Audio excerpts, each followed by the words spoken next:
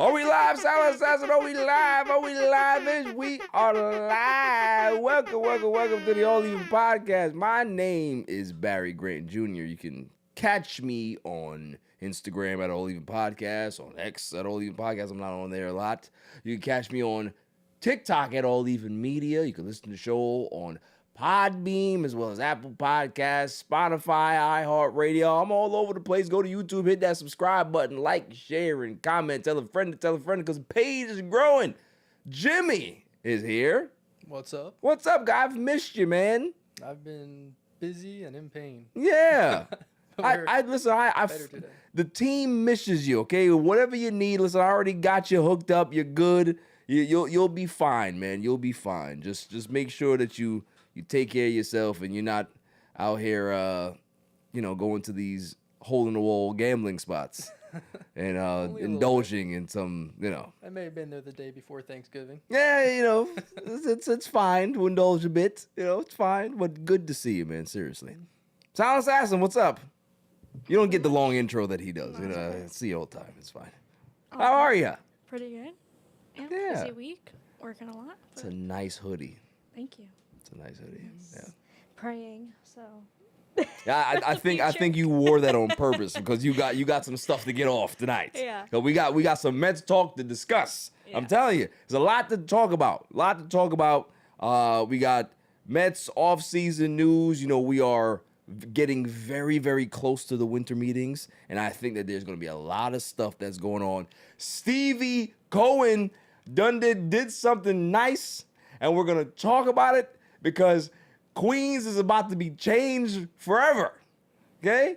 We got gambling that's about to go on in Queens, and I love it. Because I'm not going to no Rockaway Boulevard. I'm not doing that. You ever been over there? That place is not a nice place to go to. You can give me $1,000 of free money. I'm not going there because even if I go there and I win 10 bands, right? I now have to find ways to get out of there with the money safely because that place is crazy. Yeah. It's crazy. I never go there. But Flushing, Queen, yeah, I'm over there. I'm telling you right now. My day has come. I said a lot of nice things about Chris Paul, about how dare the Clippers do what they did. I have a different tone today. Instant reaction videos are always nice, but once you let it kind of seep in and let it marinate for a few, I'm not going to let him off the hook. Not at all. The Giannis sweepstakes, let it begin. Giannis says, all right, enough. I'm out. I want no parts of this team. I didn't even want to be here the first time. It got leaked that he wanted to go to the Knicks early on, so we're going to talk about that as well. Zion, pack your ass up, okay? Take the Ozempic pills and pack it up because it's over for you in New Orleans. Like, they got to get rid of you at this point. We're going to play our game, Contender, Pretender for the NFL. Tom Brady had a podcast. I don't know if it's recent, but I saw it today, so it's recent for me. And he said something that I agree with, and I think that more athletes need to start thinking about that aspect of the game because I don't think that they are, and it's a part of the game and a part of development that's being lost. I want to discuss that as well. We just talked about it. Mets news, irrelevant news of the week, and then the greatest segment on the planet, Dummy of the Week. Dummy, yeah. Before I start, I always like to have my things here, but it's no song. But this is how I'm going to start the pod every week, just because it just feels good and it gets me going. And for that girl backstage, make it publicly clear, never mind who you thought I was, I'm Rick James, bitch. That's how we doing things, all right? Now, I told you guys that I saw something that I had a visceral reaction to. And I must just say it, I can't stand Gen Zers. You guys are cool, right? There's something wrong with, you guys are different. I don't know what it is. Old souls, I can deal with you, right? But some of these Gen Zers out here, pack them up, right? Pack them up and send them somewhere else because the brain ain't braining. Like, I really believe that we are devolving as a species. AI and podcast mics have devolved us. It really has. Because everybody believes that they can be able to use this and get their word out there. No, not everybody should be able to say things and have a platform to broadcast it. So, and I hate my friends, right? Because they will do things to make me visibly upset to start my morning, right? It's one of those things where it's like, I'm going to send him something to piss him off for the entire day because it's good for his show or it's just good for him to have. That's what my friends do to me. They don't send me motivational stuff. They send me things to upset me.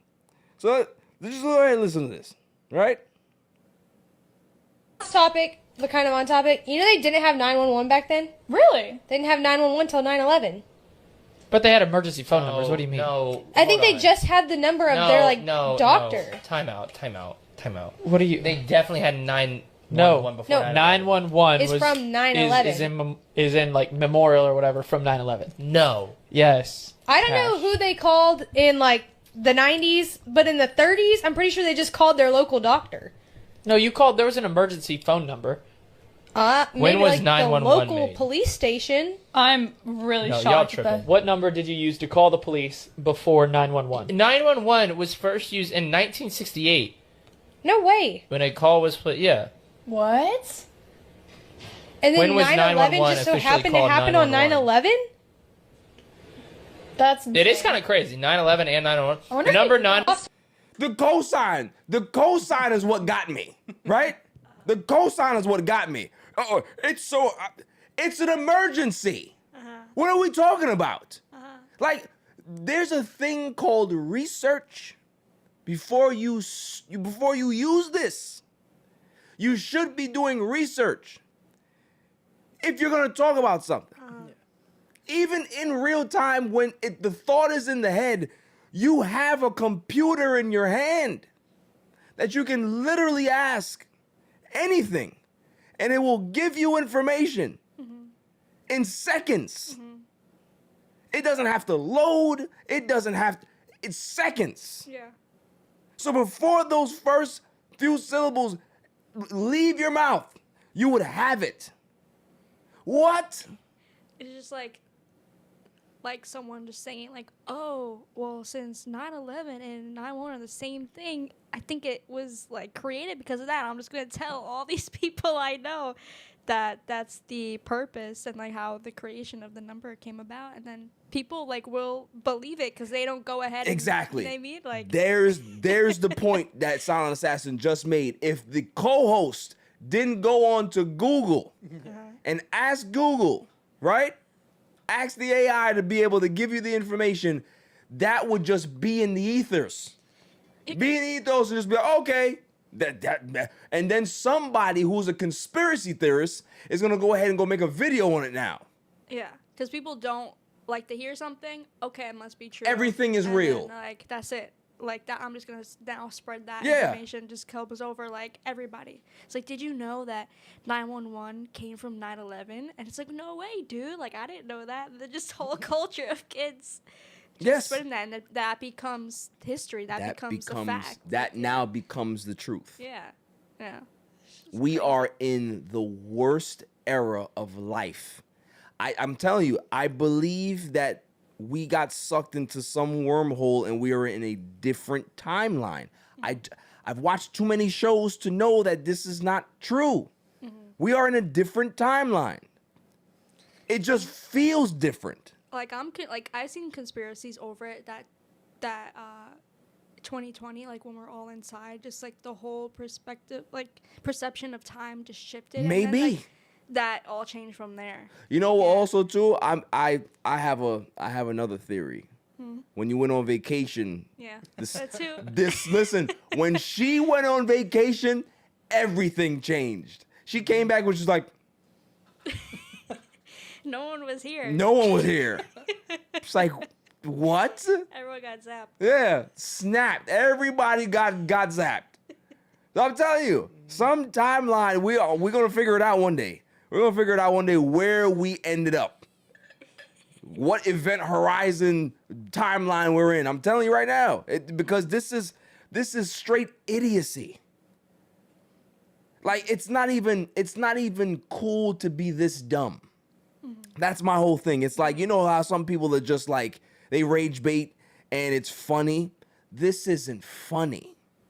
You just sound like an idiot. Yeah, you're just and nobody's gonna fact check you because we don't shame people anymore. Because everybody's like, well, you let the person feel the way. No. That's not the way life works.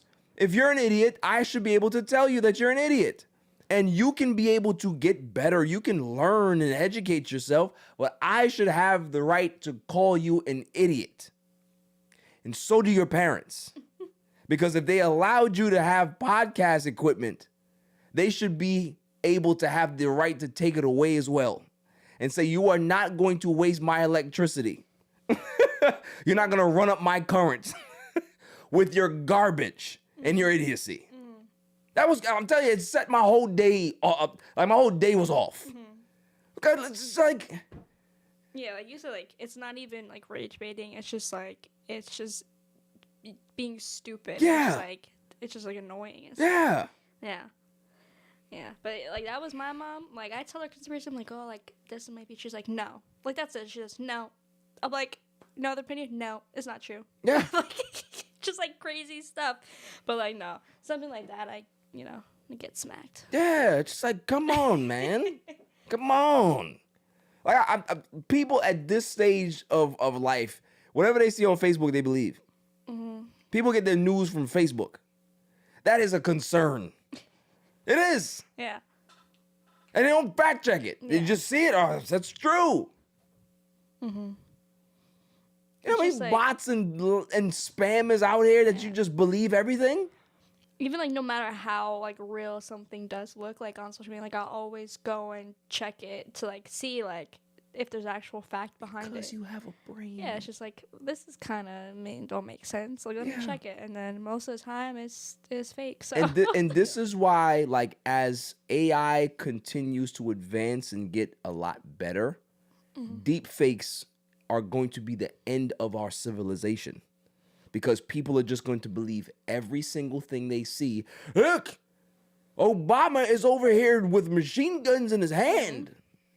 Somebody with a deep fake video.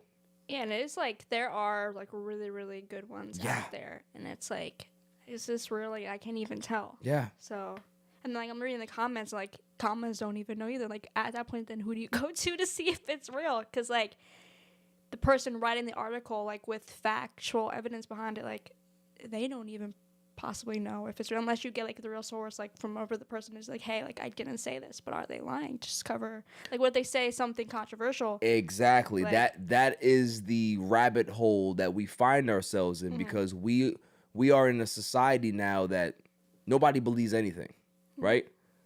People don't trust government. They don't trust what they see. They don't trust what they hear. Everything is, well, there got to be a different meaning behind that. What do you mean, good morning? Huh? What does that mean? Well, what's the symbolism behind that? You're an idiot. I know what type of old person I'm going to be. I know it. I already see it. I'm going to be that old guy that just tells you exactly what's on my brain. So if you say something to me, I'm going to be like, you know what? You know, you're really stupid. And you might need to, like, do some inner searching and inner thoughts of how to advance yourself in life, because you're an idiot. And you can't keep going like this, because people are going to take advantage of you if you continue to be this dumb. We got too much technology in our hands to be this stupid. That's my whole point, is that books are starting to be obsolete because people have audio books now. They don't even want to read them. They just want to listen to it. And then they don't even want to read the books of things. They just want to see the movie. Well, the movie's the same as the book. No, it's not. No, it's not. I'm over it. I'm over it. Let's just go into it now because I'm fired up. I had a instant reaction to the news that Chris Paul was sent home and he's no longer going to be a part of the Clippers organization. And, you know, my Chris Paul video went viral a few weeks ago and people found it funny. You know, they called me Bill Cosby in that video. It's very hilarious. I hear it. I do. But I had a reaction. I said, you know, the Clippers, y'all are scum. Y'all are a terrible organization. You belong in the basement with the dehumidifiers and the space heaters. You're just a dysfunctional bunch, and you deserve how dare you treat a legend like that? He's your greatest player in your history. Why you treat him like that? And that's still true. I still believe that because there is a way to treat your legends, right? Remember when Kobe Bryant was on his last years with the Lakers? The Lakers were terrible. And the Lakers were young and inexperienced, and they were just bad. And Kobe Bryant just sat there and kind of enjoyed the last ride, right? He didn't ruffle any feathers. He just kind of did what he did. You have other examples of this as well, right? Here's where I blame the Clippers for the choices that they make. Yes, Chris Paul is your legend, and you want to honor him, but you do know who Chris Paul is. Chris Paul has always been who he's shown you to be. He's a very matter-of-fact type of person. He will tell you to your face what you're supposed to do and what you're not doing right. That's the type of leader that he was. He used to rub players the wrong way his entire career. This is going back to Wake Forest. He's just that type of person. So his type of leadership style is not for everybody. You knew this back when he was playing. And you brought him back to the organization. And you have Kawhi Leonard. You have James Harden here. You have Bradley Beal. You have all of these players that couldn't lead you out of a Macy's parking lot. And you think that Chris Paul was going to sit there and just allow bad basketball and things to happen without him saying anything? This is Chris Paul we're talking about here. This is the same Chris Paul that played all 82 games for the Spurs last year. So he goes from playing all 82 to going on a team that he's not going to have any minutes. And you actually thought that Chris Paul was going to be okay with just sitting there and not say a word? We call him the Black Cat for a reason, okay? He goes there, he ruffles feathers, and then people want to get rid of him. The only reason why the Spurs were okay with it last season is because they got a bunch of kids, right? So it's okay for an old veteran that these kids are looking up to get the advice. You think Kawhi Leonard wants to hear from Chris Paul? Absolutely not. I'm stealing this money from the Clippers. You think I want to hear from you? I don't care. Stop talking to me. James Harden. He doesn't care about anything but James Harden. You think he wants to listen to Chris Paul? And you got to remember, there's history there with Chris Paul and James Harden. Chris Paul went to Houston.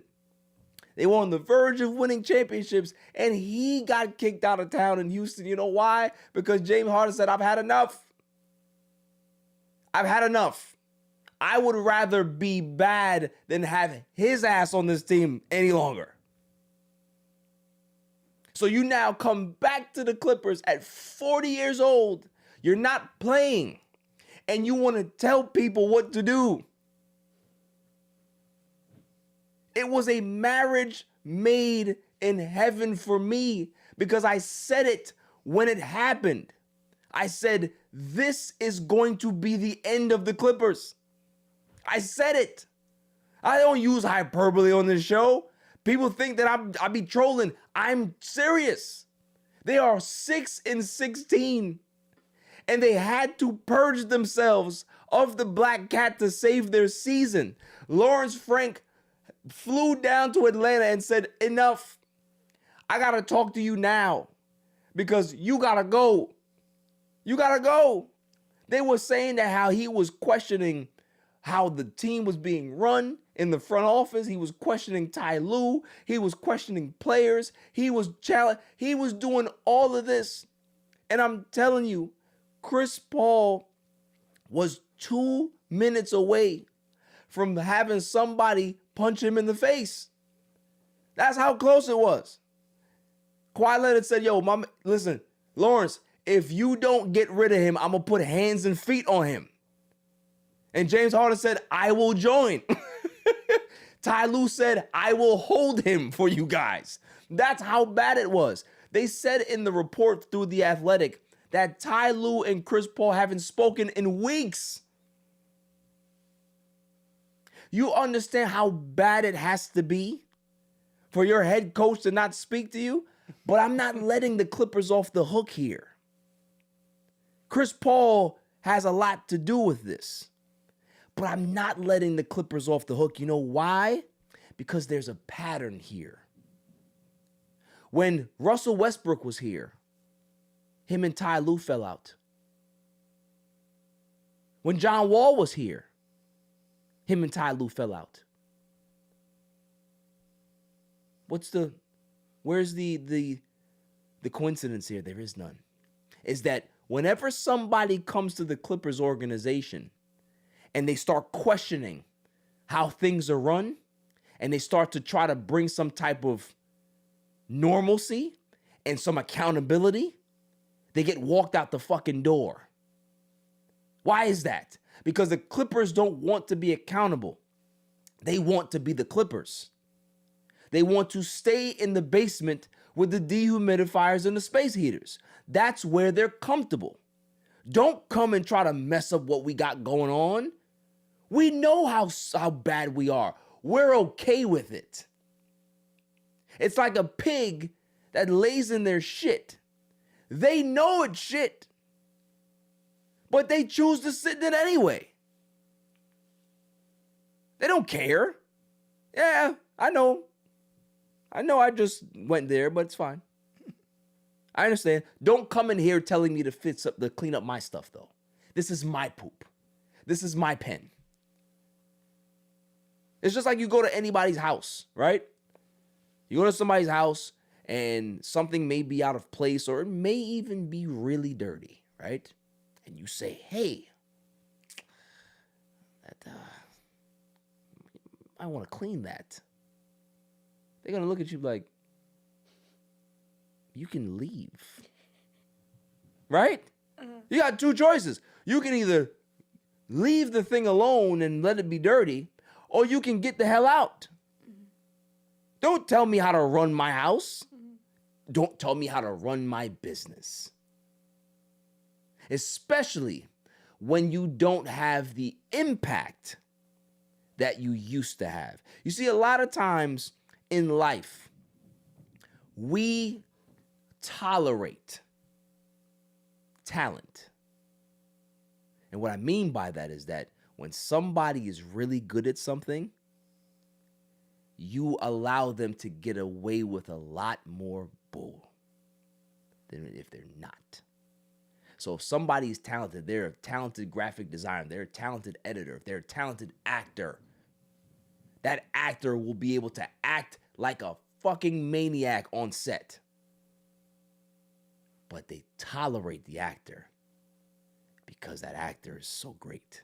Is that they know that when that actor finishes that film, everybody's going to get rich. Everybody's going to be on front page and be famous, right? Everybody's going to be able to elevate their profile because of this particular actor, right? It's just the way it goes. We tolerate talent. But when that talent is no longer talent anymore, your toleration goes down. You don't listen to it anymore. You're 40. You're not playing on this team. It'd be something if you were a starting point guard, you were leading the league in assists, this team was still being bad, but you had an impact on the floor. You don't have that anymore, bro. This is not 2011 anymore. This ain't the Lob City Clippers that you left. This is the Kawhi Leonard run disaster machine.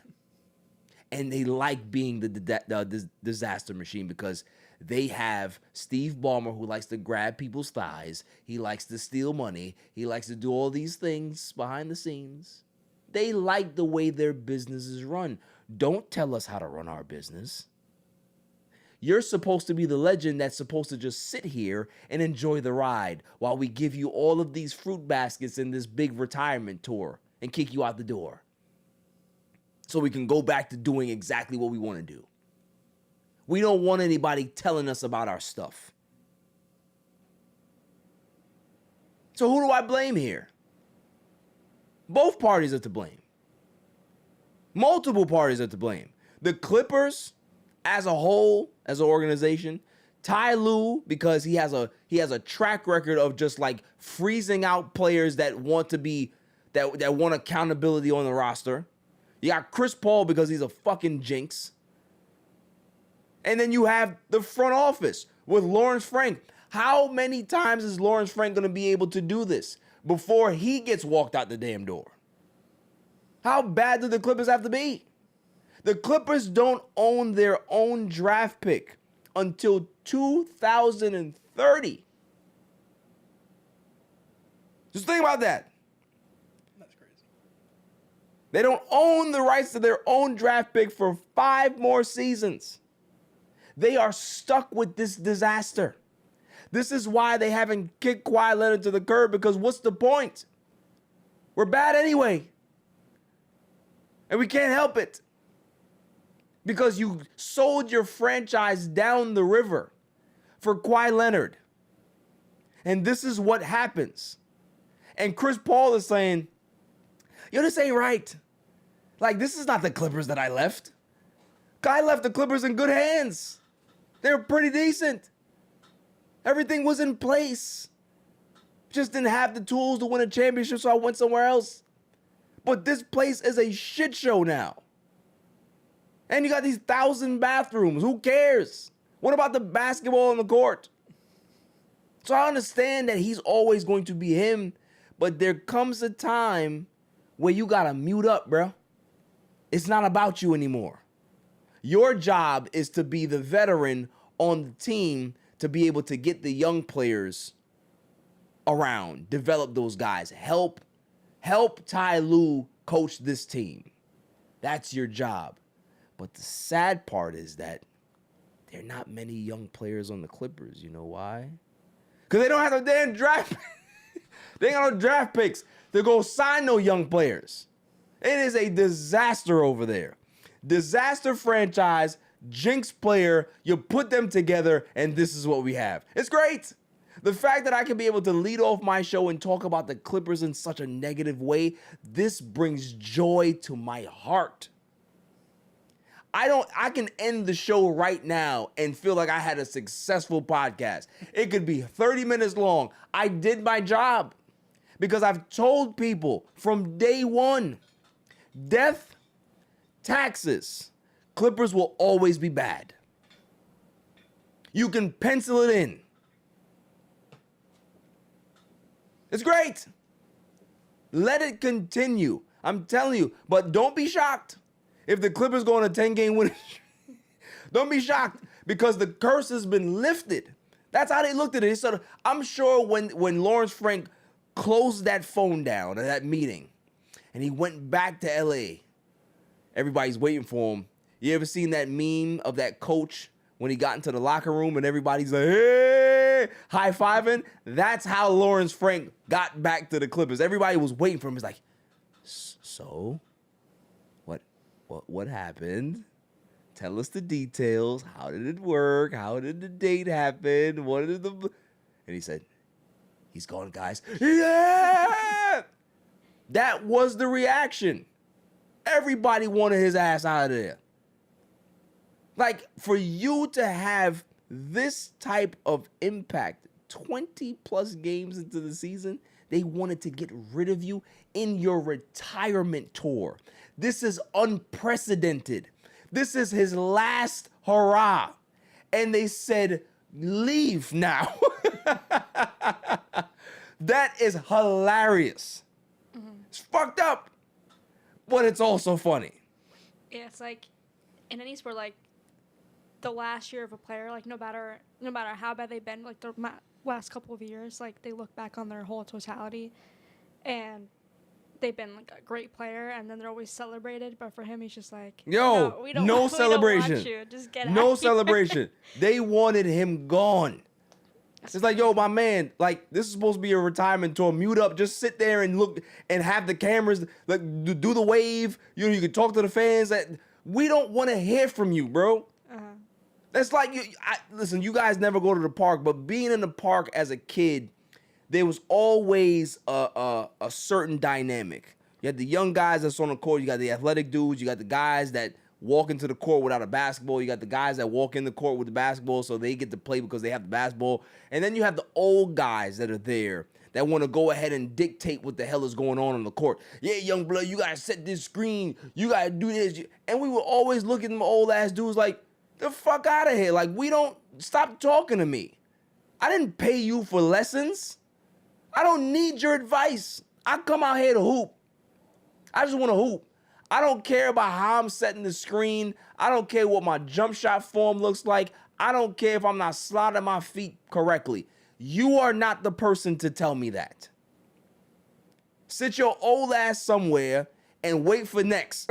Or take your ass home somewhere. Because we out here balling. That's how they treated Chris Paul. Take your old ass home. It's great. It's absolutely great. So anybody that wants to read the Athletics article about the situation, really, really good, really detailed. But that's basically it, is that Chris Paul tried to hold the Clippers accountable. The Clippers don't want to be held accountable. They don't want to be held accountable to a player that's an aging, declining player, and they kicked him out the door. That's all it is. That's all it is. When your two stars don't want to be told what to do, you're going to have this happen. So, sorry, but not sorry. You hate to see it, but at the same time, you love to see it. And it's one thing, I got one more message before we move on. Chris Paul better not ever effing think that he can be able to call LeBron James and say, yo, y'all got a spot over there. I don't want you nowhere near my Lakers.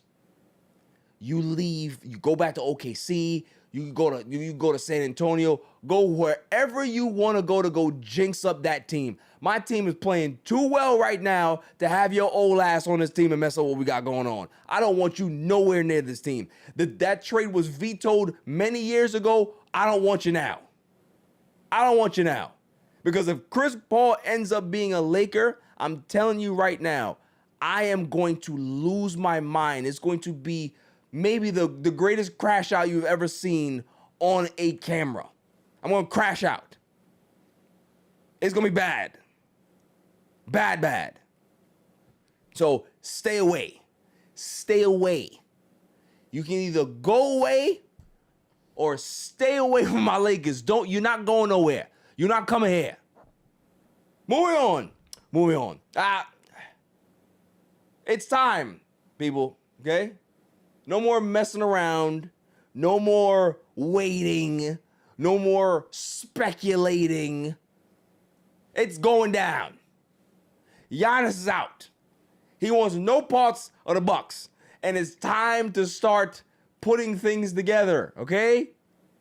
Silent Assassin's been trying to tease me all day. Oh, it's not gonna happen. Oh, you guys will have the pieces. Oh, you're gonna get Chris Paul. You're not gonna get Giannis. Well, I'm telling you right now, okay? Don't count us out. The Lakers are in play, just like how the Spurs are in play, the Rockets are in play, OKC's in play, the Knicks are in play. But here's the question that I have. Where does Giannis want to go? And is it up to Giannis? Because he's been on this team for 13 years. The organization doesn't have an obligation to send him where he wants to go. They have an obligation to be able to get the best package that they can possibly get. However, it is a slippery slope as a catch-22. He won you a championship. He's a guy that wanted to stay in Milwaukee and build. So at some point, you do owe him the right for him to go where he wants to go. So it's a very, very tough decision to make. Do we honor our greatest player and send him where he wants to go and maybe take back a weaker package because of it? Or do we send him where we want to send him with his approval, obviously, and say, hey, listen, this is the team that has the best package for us. I believe that this team can be able to be good for you as well. Do you accept that? That's the decision that they're going to have to make. And if I'm obviously we're an opinion show, so we're going to voice our opinions here. This type of situation doesn't come around often, where you have a generational talent that is saying, I wanna part ways. I think it's best that we move me and we go our separate direction. Like, this is not just a regular star player or guy that you drafted. Like, this is your all generational player. And I believe that when you have those special circumstances, I believe that you should honor the player.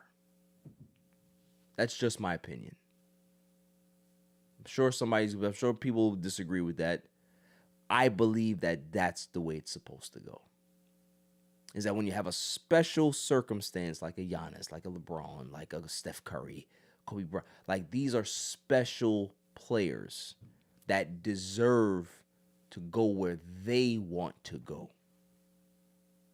So if it's New York that Giannis chooses to go to, I believe that they should be able to try to negotiate whatever window they can to be able to get that deal done. If it's the Lakers that he's trying to force his way to, you try to get that deal done. If it's the Spurs have the best assets that the Bucks will want. But does Giannis want that? I believe that they should be able to honor the player because he's given so much to this franchise, won them a championship, made the Bucks relevant again. And I believe it's their obligation to be able to honor the player. It really is. Now let's go ahead and just talk about ideal fits. Where is Giannis's ideal fit? Doesn't matter what conference. Where's his ideal fit? It's the Spurs. Spurs are the ideal fit. They have the young players. They have the draft capital.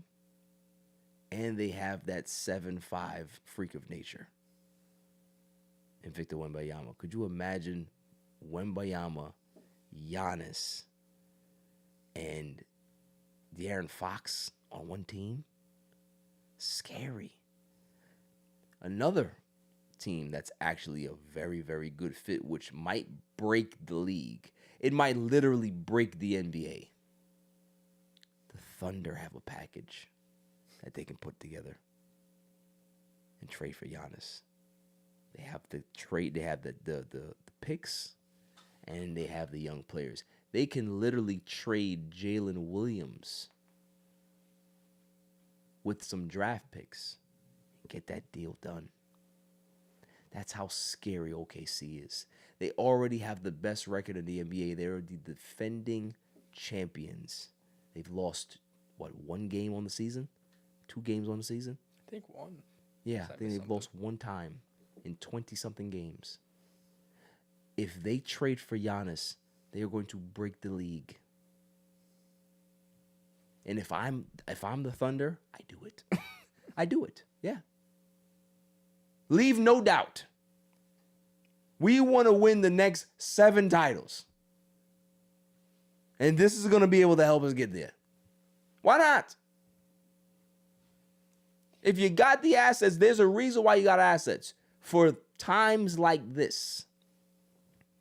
Every draft pick and every young player is not going to work out for your particular organization. Sometimes guys just don't develop here. Sometimes they got to go somewhere else to develop. If you have all of these assets, at some point you got to cash in.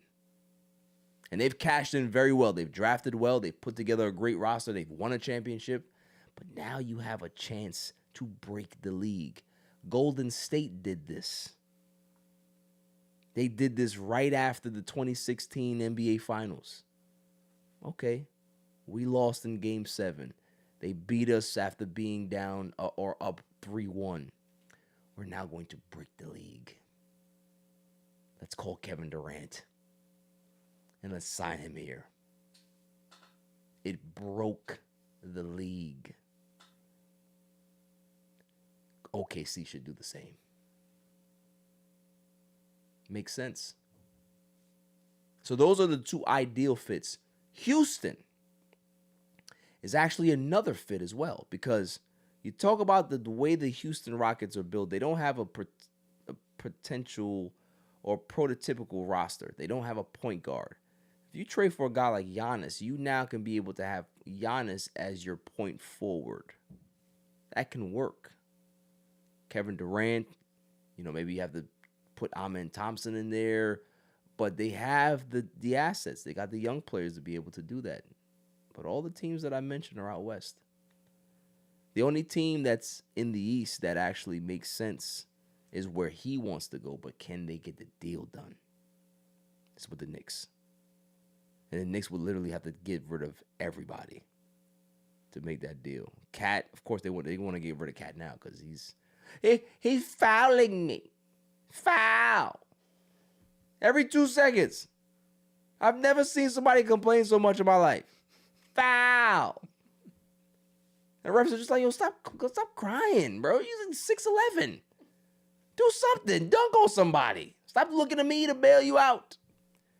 So we'll see what happens, man. With the fact that now he has this calf strain and they say that he's going to be out 2 to 4 weeks.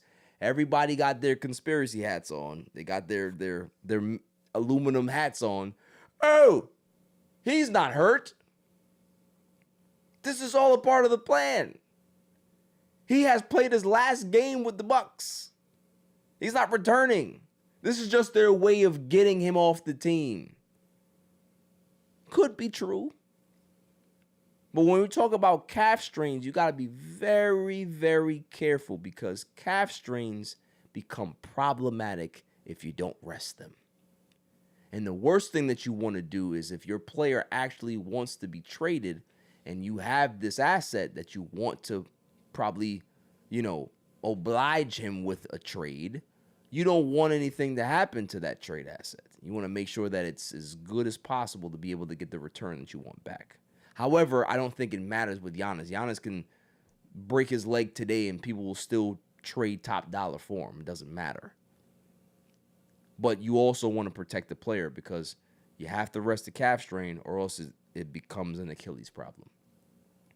It's all connected. So it's very interesting. But I'm excited because as a Laker fan, I already heard the rumors. Luka got on the phone and was like, yo, heard Giannis is available. I'm like, yeah. Might want to make that call. I said, yeah, but that might cost you Austin Reeves. You might want to make that call. Make that call. So we'll see what happens. I don't want to break up the Snow Time Lakers. I don't. But if it's for Giannis, you break that hell up. You break it up. Okay? Break it up. I love my white boys. I do. Love the white boys on the Lakers, but when it comes to Giannis, that's a bad man, okay? You send Austin Reeves to Mars if that's where you gotta send him. I love him, but you send him to Mars for Giannis. And if they want Braun to, you send him too, okay? You send him too. Can't believe I'm saying that, but I'm saying it. You send Braun to Milwaukee. Send him to Milwaukee. Moving on. Am I supposed to feel sorry for Zion Williamson? No. Like, seriously, is there a part of me that's supposed to be like, yeah, you know, this young guy just can't get it right, man. It's just. Oh, he's an adult, so. That's what I think too. Yeah. And I don't know how many chances someone is going to get to be able to figure it out. Now, granted, your body failing you sometimes is not your fault. It's just genetics. Like, some people just have soft tissue problems. A guy that big has soft tissue problems. Like, but are the Pelicans supposed to just sit there and just accept that?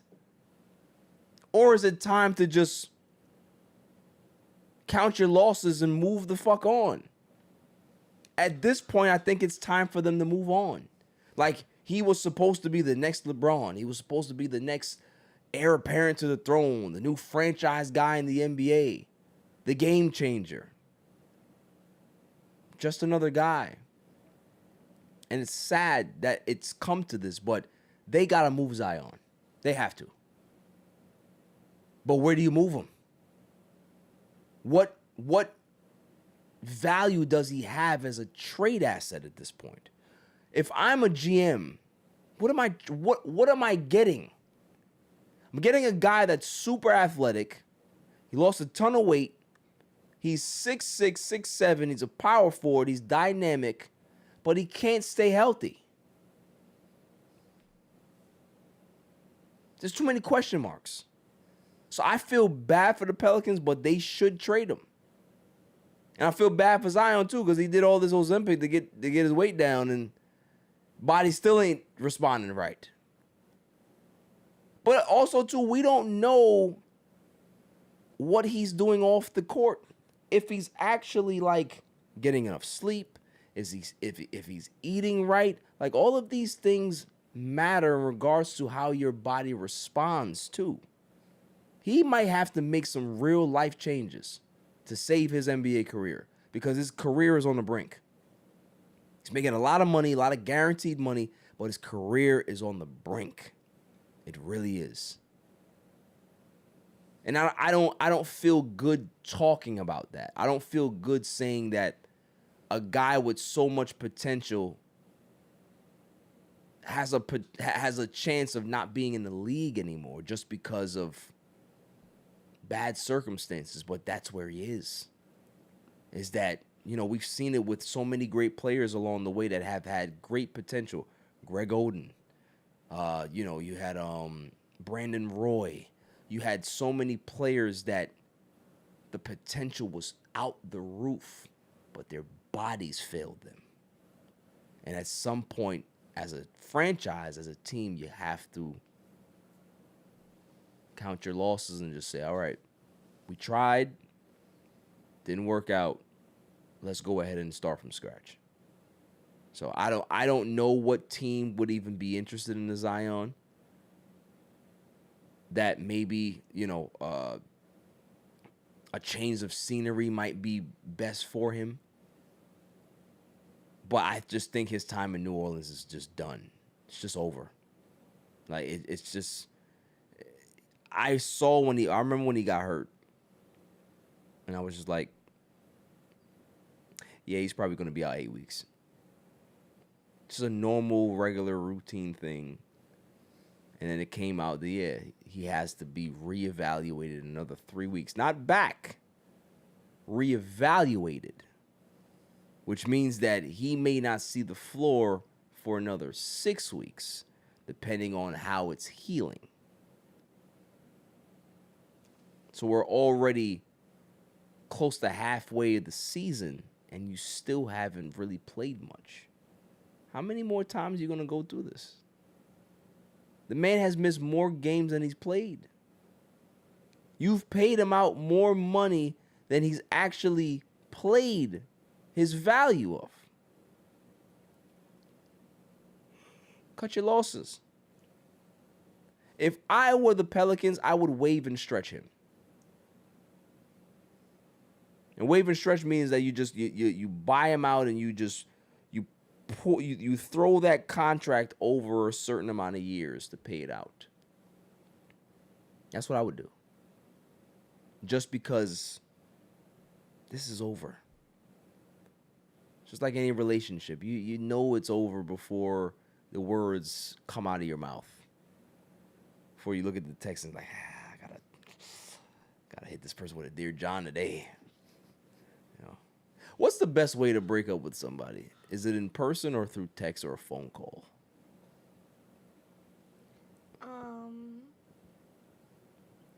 It depends how long you've been dating. Does it really? Yeah, like if you've been dating for a couple weeks, like a month, be like text. Text is sufficient. Yeah, but if it's been like a longer term committed, like I feel like you deserve the respect to like the other person like deserves like your respect to like sit down and kind of talk things through. What about FaceTime? I don't know. FaceTime I feel like is an intimate thing. Like I don't just FaceTime anybody.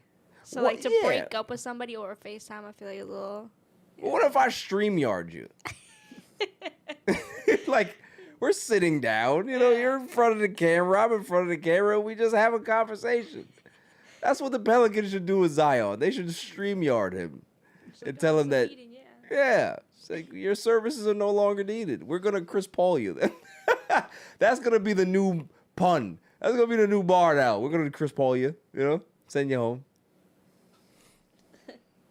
So, I feel bad for Zion, but I think that both parties just need to part ways, and maybe then Zion could be able to figure it out. But right now, it's just, it ain't clicking, man. It ain't clicking. It sucks, but it's just like, as the sky is blue, you know he's going to get hurt. As the sky is blue, you know that he's just going to miss the chunk of the season. As the sky is blue, you know that they're always going to have these conversations of, well, is Zion going to be healthy? Is he like, just rip the Band-Aid off, bro. It's time to go. Moving on. Is that it for my NBA talk? Is that it? Yeah, it is. Oh, the Lakers won tonight on the game winner. It's great. Yeah. LeBron James made the right pass. Yes. Oh, well, I was going to talk about that. LeBron James' streak, 10 plus points or more, ended tonight at 1,297 consecutive games. That is a record that will never be broken again. And it just goes to show you how great of a basketball player he is, because even in a bad shooting night, he shot 4 for 17. He had 11 assists. Didn't look good. But he did other things to try to help this team win. And what happens? Game is tied 120 apiece. 10 seconds ago, Austin Reeves has the ball in his hand. Austin Reeves goes ahead and starts to play. He's double teamed. He kicks the ball to LeBron. LeBron has two options. LeBron can either go to the basket and put a shot up and see if he can be able to have the go-ahead game-winning basket, or he misses, we go to OT. Or he can do what he's always done in his career. Make the right basketball play. And he's been criticized so much in his career for it. And I don't understand why you would criticize somebody when that's how you want to teach your kids how to play. Just because you're the biggest guy doesn't necessarily mean that you have to always shoot the ball. He makes the right basketball play. And what does he do? Drives the basketball to his right. The defense collapses, and he kicks the ball to an open Rui Hachimura in the corner. Rui shoots it. Bang. Game-winning jump shot. You now did multiple things with that one play. What you did was you told people how unselfish you are. You told your teammate how much you trust him. And now you give your teammate way more confidence for them to continue to play well as the season goes on. So everything is about building to the next moment. You need your teammates. You need to have them feel like they're a part of the team. If you're always taking the final shot, that's cool. They understand their role. But for them to be a part of that makes your chemistry, makes everything a lot. Yeah, there's some ghosts down here. You see that? Makes everything just a lot better in regards to just team morale, team camaraderie, team chemistry. This is the best Laker team and the most exciting Laker team that I've seen in 5 years. The last time they were this fun to watch was in 2020. You know what I mean? So it's been a very long time, but it's been building. It's been building to be able to have that type of team and those type of personalities to be able to have that gel. So yes, the consecutive streak of points is no longer, but he always finds a way to continue to make himself relevant as a basketball player, and you make the right basketball play. And that's what you want to see. When you got your kid and you're teaching them how to play basketball, that's how you want them to play. There's nothing wrong with being Michael Jordan or Kobe Bryant and taking that shot all the time. But there's something about being a part of the team and making sure everybody feels that as well, right? Like, that's the type of team that I'd like to be a part of. To just know that at any point, I can be able to be the guy that probably gets this shot too. Because it makes you a lot more prepared than you're just in the corner like, I know I'm not getting the ball. And then when the ball does get swinged to you, you're not ready. Rui was ready for that ball because he knew how smart LeBron James is. And he knew that Braun's going to suck that defense in. And I just got to be ready. I got to be ready to be able to have that opposite side action to be able to get that shot off. So, shouts to LeBron, man. You know, I hope that this is not the last year, but, you know, he does look very rusty. But that's okay, though, because, listen, he's coming off the sciatica pain and really had a very, very weird off season. He didn't get to work out the way he is. So it's going to take him some time to get himself back into rhythm. But this is a fun team to watch, man. They're really, really good. They're 16-5 right now. You know, one of the best records in the league. I think they have a top 3, top 4 record in the entire NBA. So it's just a great time to be a Laker fan, man. And if we can get Giannis. And we did all of this without Luka. Luka is in, I think he's back home with his wife. They just had their second child. So, you know, he's going to miss a couple of games, and shouts to him. But for them to be able to pick up the scraps the way they did and win this game, Austin Reeves continues to just amaze. And I don't know what they're going to do because this guy is going to command a lot of money in the offseason. He had 44 points. This is a guy that went undrafted. And he's like top 4 in scoring right now in the NBA. This is a special player. And, you know, they had asked LeBron some questions before. It's like, oh, did you know that Austin Reeves was this good? He's like, I told you guys from when he first got here that's a bad dude. He can play. So, as I said, I love my Snowtime Lakers. I won't give up Austin Reeves for nothing unless it's Giannis. If it's not Giannis, he stays. So, moving on. Let's go to Irrelevant News of the Week. You got to be kidding me. I mean, how do you watch the... I mean, yeah, they stink. Every week we go ahead and we discuss interesting topics. See what I have here.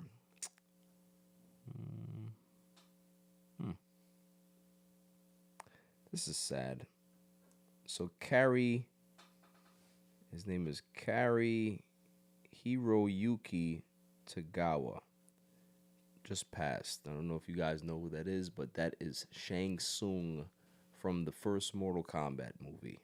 And he's been in a lot of different movies as an action star back in the day. He passed, and it's sad. That's the problem with getting old, is that as I age, everybody else ages too. You know, you just don't realize that the people that you looked up to and idolized, they're all getting old, man. So, you know, rest in peace to him, man. Great actor. Great actor. Was in so many different movies. You know, everybody does remember him from Mortal Kombat. You also remember him from, goodness, it's another movie with Wesley Snipes back in the day, too. But yeah, very, very sad when I seen that, man. I looked at it, I was just like, come on, like, really? But we all got to go sometime, right? We all got to go sometime. Moving on. This was a nice story here. So some creator raised over $1 million to retire a veteran after his pension was taken. So this guy goes around and, you know, is talking to people and meets this guy and said that his pension got taken away. You know, his wife was sick and they didn't have any medical benefits at the time.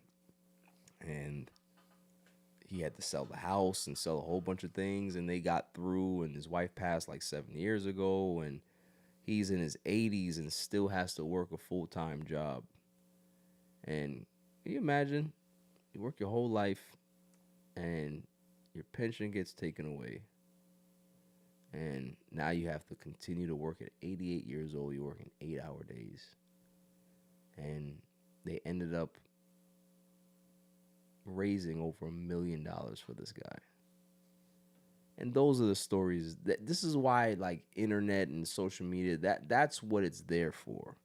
All this trolling garbage that happens, like these particular moments, is when you can be able to have the ability to help people.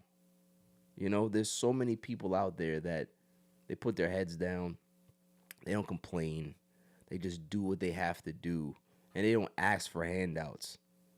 But they do deserve it. They do deserve help and that's how we're supposed to look at each other as a society. Like, we live in a time now where everybody's so bogged down into their own personal business.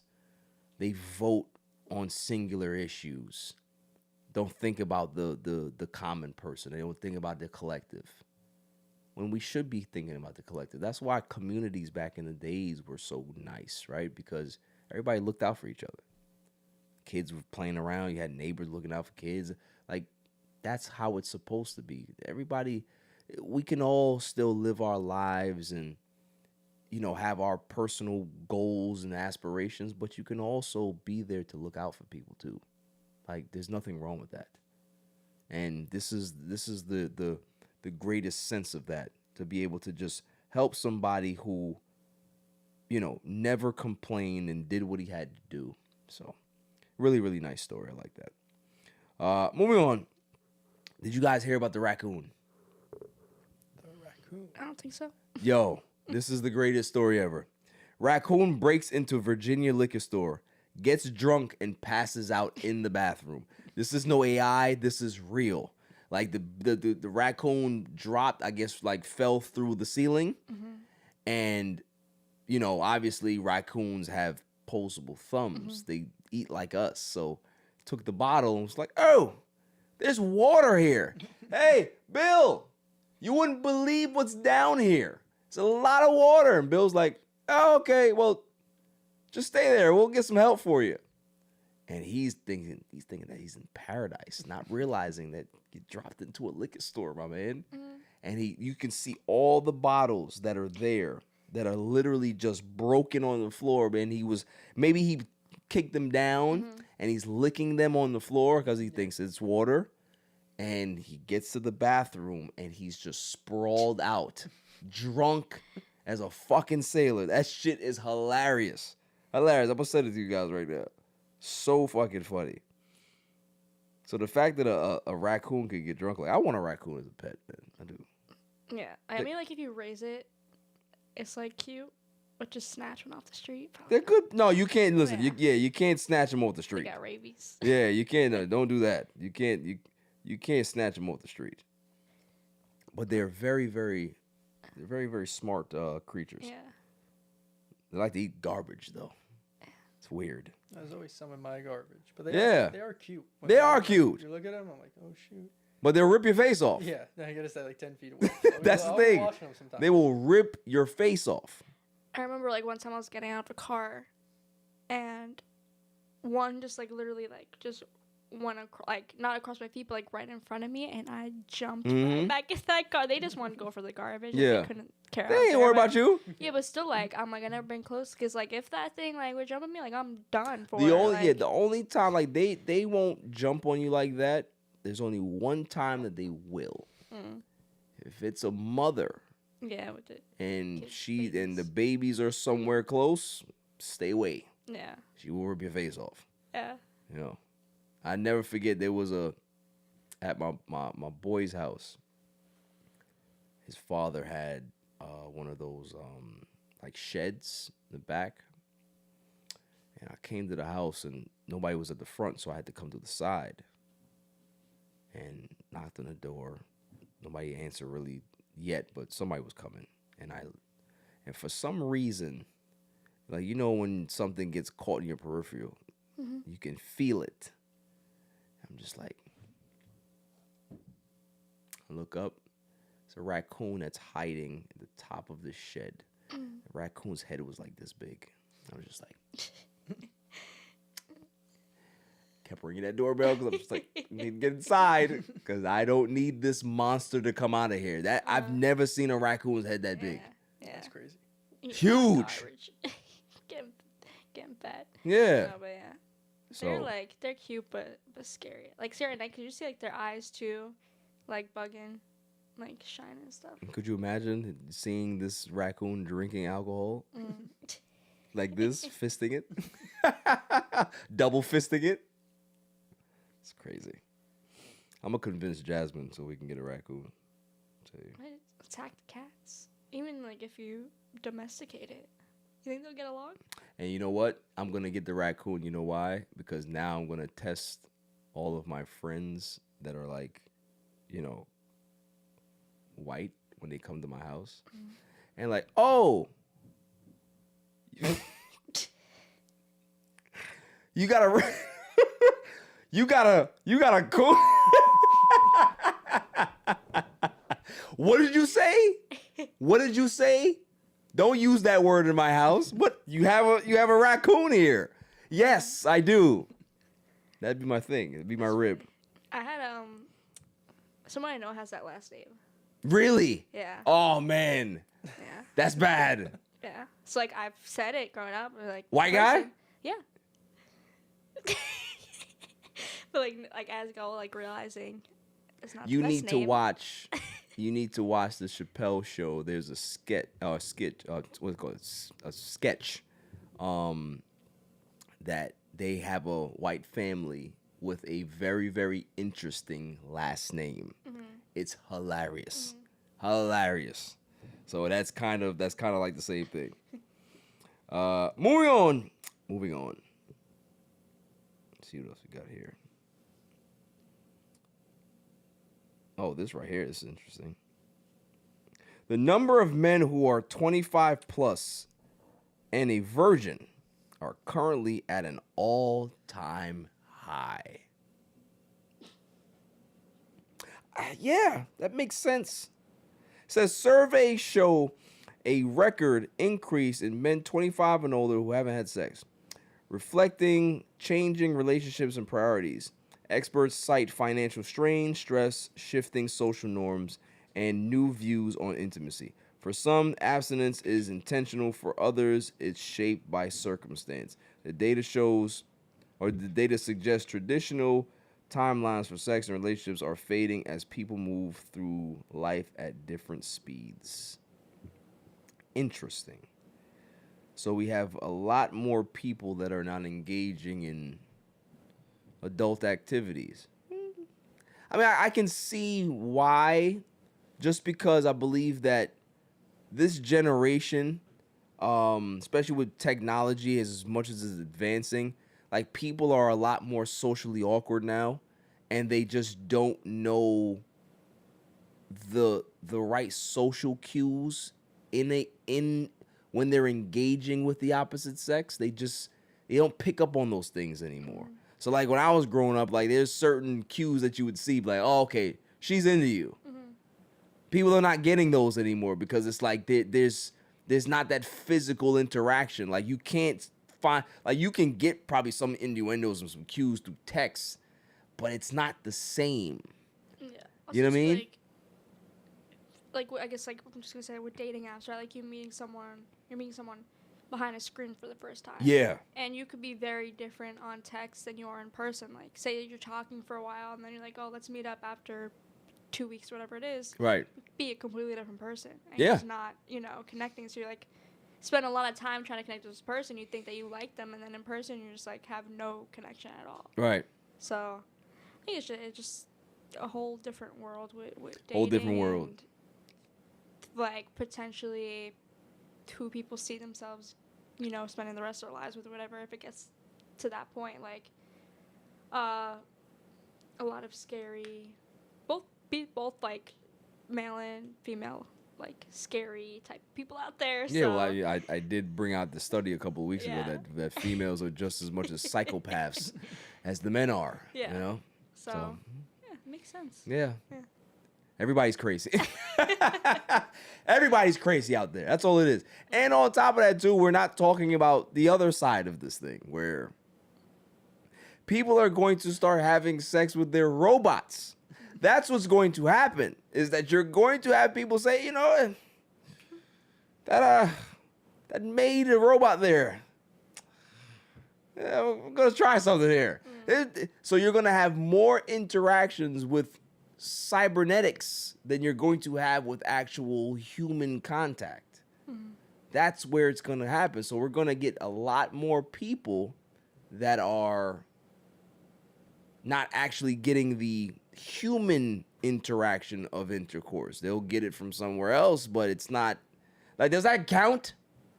You losing your, like, you have sex with a robot, can you lose your virginity to an AI bot? I don't know. That's a good question, I guess. That is a good question. That is a really good question. Somebody got to ask that question. How do you lose your virginity to a bot? I guess, well, I don't know if you saw the movie Companion. No. It came out last year, and it's about Maybe I did. they don't know that they're a robot. The robot.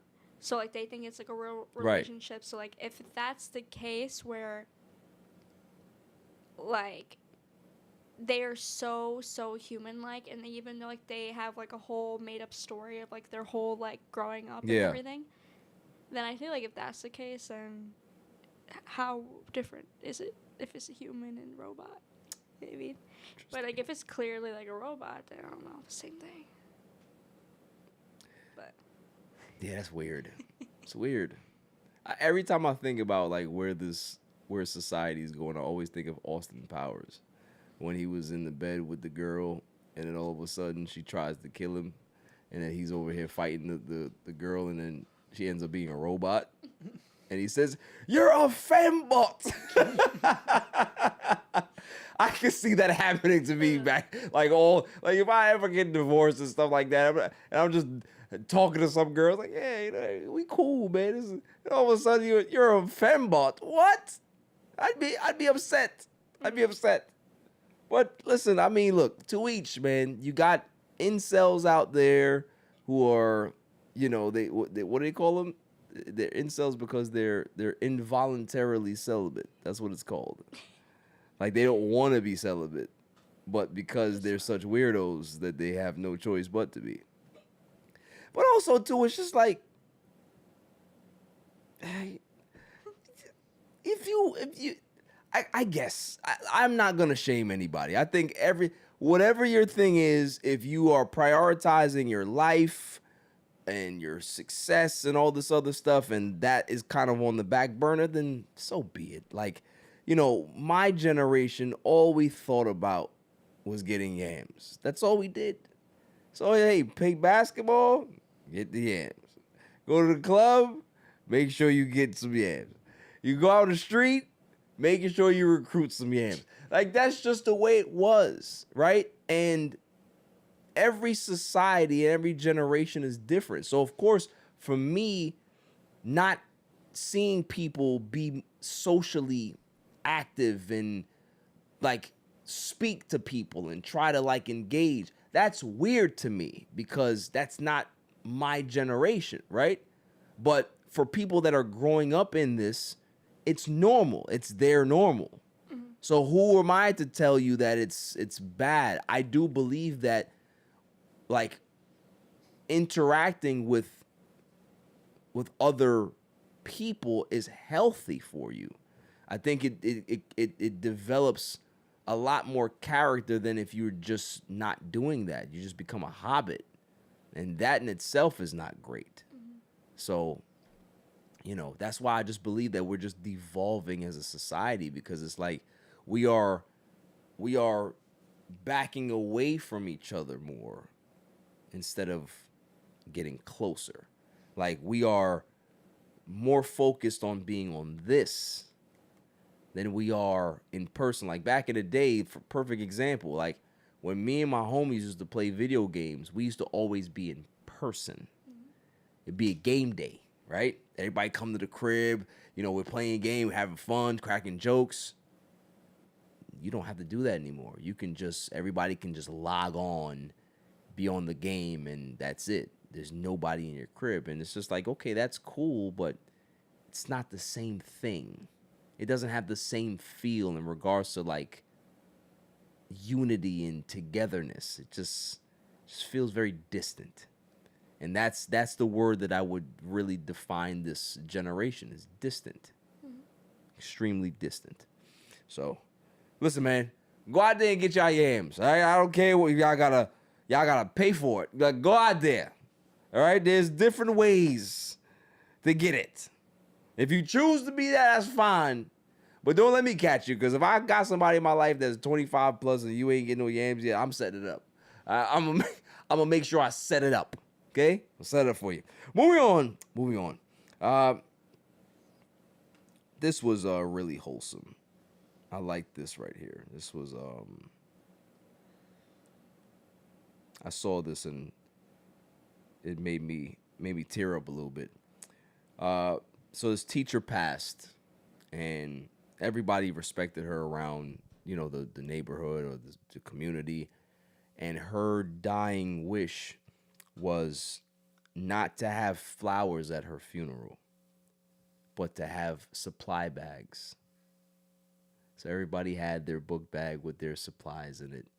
And she said that she wanted all of those bags to be given to kids who don't have anything. And it's like, when you have people like this,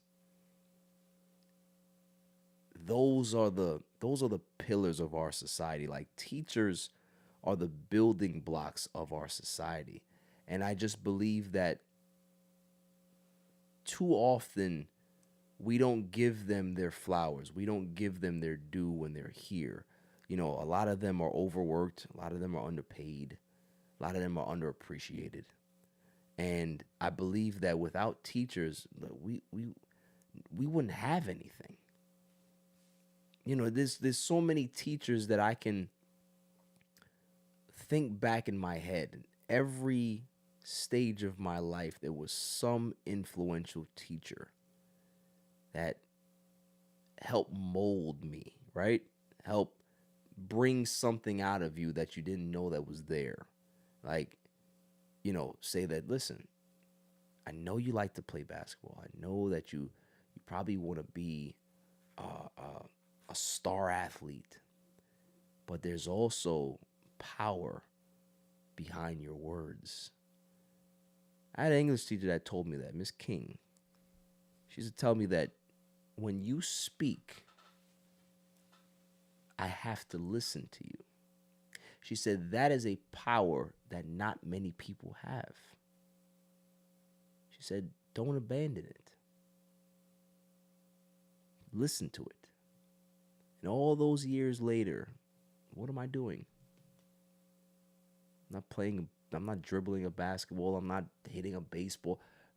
That'd be nice if I was doing that, but that probably wasn't my lane to go into. Teachers, they are the backbones of this world, and we need to make sure that we're treating them better because, you know, my son, who is special needs, I don't know where he would be. Obviously, his parents, we've tried to do the best that we can, and we could and do our due diligence and be there for him and support him in every way possible. But teachers that he has, teachers that he's had up to where he is now, I don't know where he would be without those kind-hearted, patient, good people that just want to see kids get better and develop as regular, functioning human beings in society. We need them. And seeing that story there, it broke my heart because it's like, this lady's not here anymore, but what a lasting image and lasting memory she left because there were so many people there, so many bags. So many people attended that funeral because of how much she touched that community. That's power. It's not about how much money you have. It's not about what you can be able to influence and who you can be able to keep down and step on. It's about who you help. So that's my irrelevant news. You got to be kidding me. I mean, how do you watch the... I mean, yeah, they stink. My NFL story, there's only one. But we'll get to our contenders in a second. But Tom Brady. Yeah, I can't hate Tom Brady. I just can't. I don't care what happens in Tom Brady's life. I'll always be a Tom Brady apologist. Right? To this day, Giselle, she did him wrong. Okay?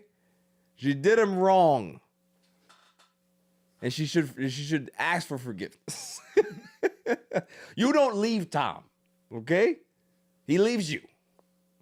So he was on a podcast, and like I said, I don't know if this is recent, but it struck me because only somebody like Tom Brady can bring this to the forefront and make us really think about it. It's something that's always been discussed, but it needs to be talked about more. In regards to development. Development is very important in no matter what you do. If you don't have the proper building blocks to develop, you are going to lack major stuff as an adult. So if there's some building blocks as a kid that you didn't get, or there's some development steps that you missed, those will come back to bite you at some point. So it's very important. So Tom Brady said this. A mental, emotional development. Physically, they may look developed. Mentally, emotionally, they're very underdeveloped. Sometimes their emotional growth is stunted by the fact that everybody is telling them how great they are all the time, or that it's not their fault all the time. You go lose the game, it's not your fault, honey, it's someone else's fault. You know, the team aspect of sports is always, it's always about us. Bo Schembechler at Michigan used to say, the team, the team, the team. And that was a great thing for me to learn because for me, when I got to the pro level, the only way that I could see us winning a championship was a group of men collectively coming together to try to accomplish this great goal. It's really freaking hard to do that. You need everybody invested in the success of the team. So when you have those lessons, that is a very important structure for you to have. You got to be able to rely on your teammates. You have to be able to rely on your coaches. You have to develop the resilience within you because as an athlete, as a broadcaster, whatever job you choose in life, you're going to have to work your way up. And the more you're entitled to something, the less you're actually going to learn about the reasons why you can become successful. Everybody is focused. That's it. That's a bar. Thank you very much, Tom Brady. for saying the quiet part out loud is that we have skipped so many steps of development, especially with our sports, because we've taken out the biggest proponent of that at the youth level. Competition is no longer a thing. Everybody gets on the team. Everybody gets a trophy. And even when mistakes are made,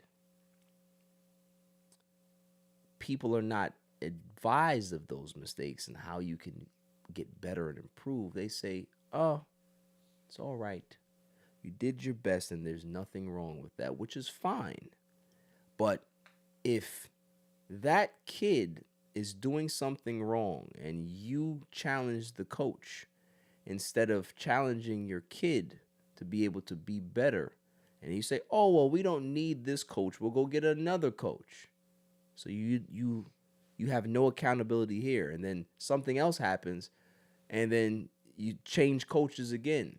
You tell this kid all the time how perfect and how great they are no matter what they do. There's a consequence to that, because that kid will now grow up to have some type of complex that they believe that they don't have to be accountable for anything. So as parents, you want to go ahead and protect your kids and make sure that you build up their confidence, but there's a fine line there of building confidence and creating a monster in regards to being an egomaniac and a narcissist. A narcissist never thinks that they do anything wrong.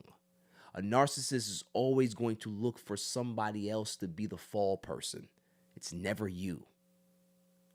And in development, when it comes to sports, whatever it is, if you don't understand these building blocks and have these development processes early on, you lack major stuff as an athlete, as a professional, whatever it is, and those are important. You need to understand the concept of failing. You need to understand the concept of improving and getting better. You need to understand the concept of being in a team and knowing what a team concept is, what your role is on a team. Everybody has a role to play.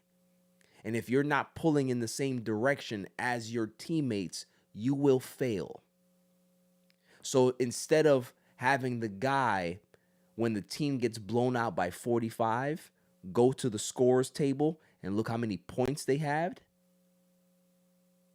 they will say, we sucked or we lost as a team and we have to improve as a team. But that guy that goes to the scorers table and checks how many points he has, he doesn't care about team.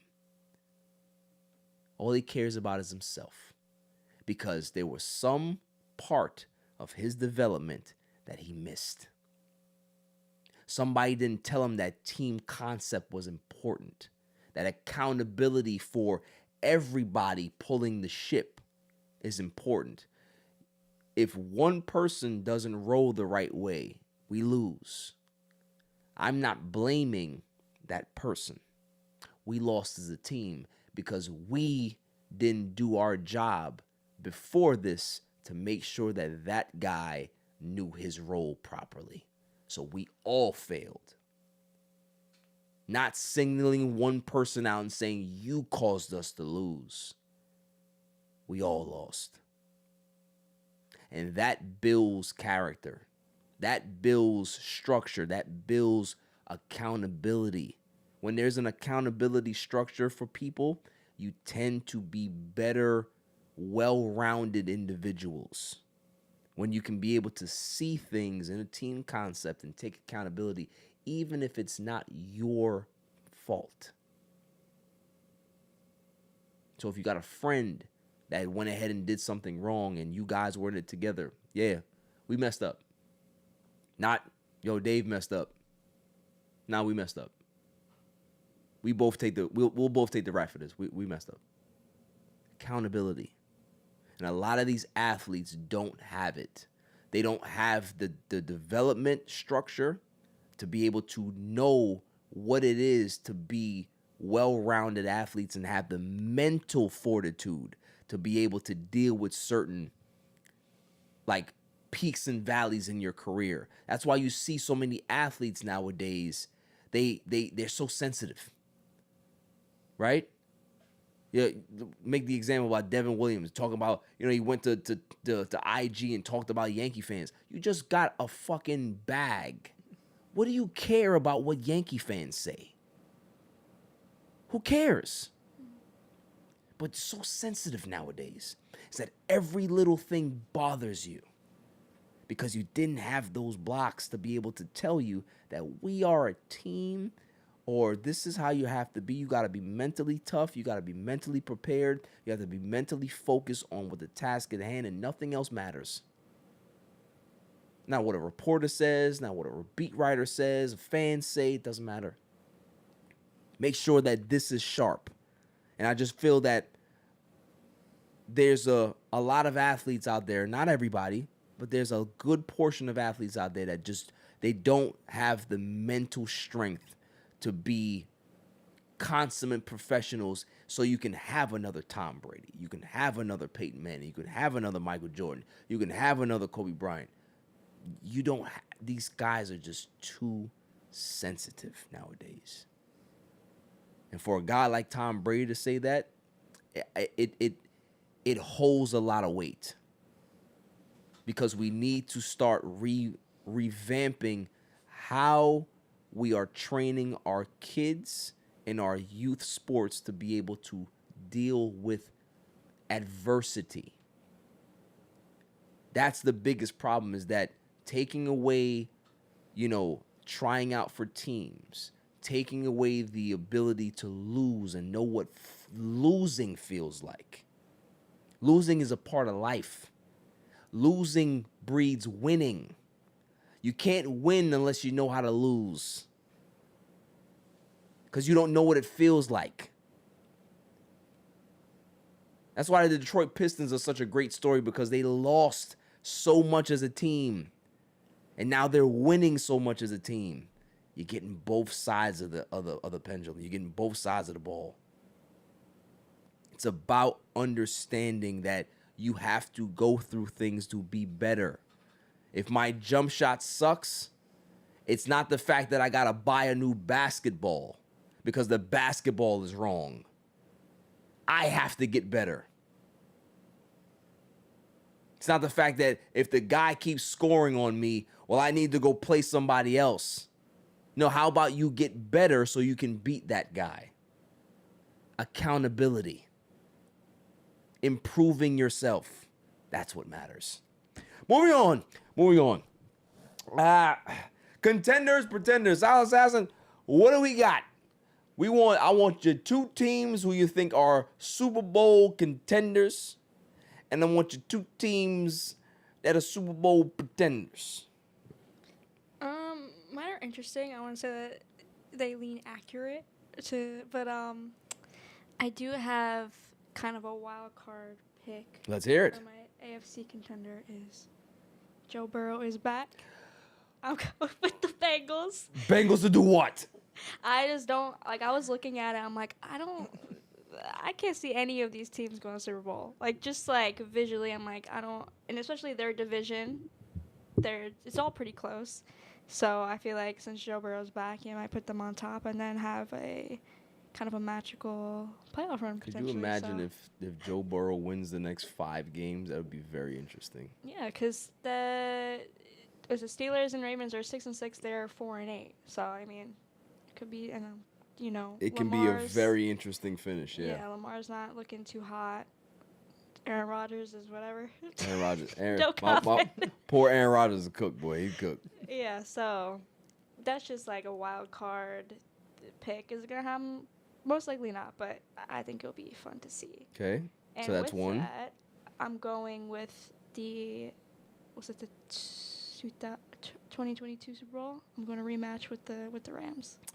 Rams. So. Okay, so Rams are your other team in regards to being a lock contender for the Super Bowl. That's a good one. Yeah. It's a good one. They're a great team. Yeah. They're very good. Puka Nacua, Matthew Stafford. I love Stafford. I love Stafford. That's my guy. Yeah, then, Devontae's been good this Yeah. year. They have a good running back, so I think they're a lock in. So, and then pretenders I have for AFC is Colts. They haven't been playing too great, and then Jones has a broken fibula. Something. He Yeah. got some special cast on his foot. Yeah. It's crazy. Yeah. So I don't have much hope for them going forward. Jonathan Taylor's crazy, but other than that, I feel like they're all just gonna. Yeah, they have kinda go nothing downhill. else except him. Yeah. Yeah. So have them as pretender and the Bears. The Bears? Yeah. You don't believe in the Bears? I think they just gotten pretty lucky. A lot of their wins were very, very close, games. They haven't played anybody good. I think they Yeah. played out of their schedule. They've played one good team and beat them. Yeah. Is it the teams that they did lose to, I think they were I think it was the Vikings, the Commanders, and somebody else. I don't remember. But yeah, I don't know. I feel like Caleb Williams is, having a decent year. He's very hot and cold. Yeah. And everyone else on that team, I feel like, is just not ready yet. Yeah. So Yeah, I think they've they're ahead of schedule, right? Like, you look at the record and the record doesn't really do it. You know what it feels like to me? It feels like the Giants. It feels like the Giants in Coach Ozempic's first year. Yeah. Just kind of peaking, everyone's getting hyped up. Yeah, like you were ahead of schedule, and now it's like. But the difference is, I think that Ben Johnson has a better handle of how to be able to develop this team. Like he's done a great job in year one, so it's good to see. But yeah, I agree. I think that they definitely are pretenders. It's too early for them right now. It's a good feeling to have the Bears, back in the playoffs, but. I don't think that they're going to make much noise. You know what I mean? Because they're just not ready yet. I don't think Caleb is ready to take that level yet, but he can get there. He does have the skill set. But yeah, so I like your picks. Outside of, the Bengals, that's a wild one. But if it happens, I wouldn't be shocked because it's Joe Burrow. Yeah. And that's the guy. Like, when you look at Joe Burrow, when you look at Jamar Chase, and you look at T. Higgins, I'm like, does this team, not go somewhere? Yeah. You know what I mean? Like, Super Bowl, maybe not, but, do something. Yeah. I think they're bound to have a comeback in these last couple games, so. Okay. We'll see. Nice picks. I like that. So my AFC lock contender for the Super Bowl. Who do I have? I am not gonna go with everybody what people been saying because Patriots. Nope. It's not my lock. I am gonna go with. There's two teams I'm thinking about. It's either the Bills or, call me crazy, I'm going with the Chargers. And if I'm going to pick one, I'm going to pick the Bills. And the reason why I'm going to pick the Bills is that, yes, they're on the outside looking in right now. I'm talking about a team that might not even make the playoffs. But something tells me that they've been knocking on the door for so many years. And it's always the year where you kind of fight and scrap to get in that it tends to be your year. Like, this would be the year that Josh Allen gets over the hump. You know why? Because the Chiefs are not there. Yep. There's no Patrick Mahomes in your way. This is it. So I believe that the Bills are my lock for the Super Bowl. Just because I think it's time. You know what I mean? Pretender. I'm going Patriots. I don't care what people say. I don't care. Because look, the schedule is what the schedule is. This is a soft-ass schedule, right? But you got to beat the teams in front of you. That's not their fault. They're doing what they got to do. They've won 10 straight games. Great. Drake may be the MVP. But I still don't believe that they're a lock for the Super Bowl. I don't believe that they're legit contenders. I don't know. Call me crazy. I just don't think that they're there yet.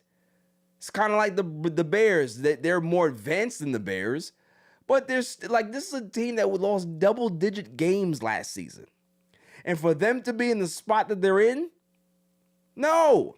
That's not the way football works. There's a progression here. You don't go from the worst to the best that quickly.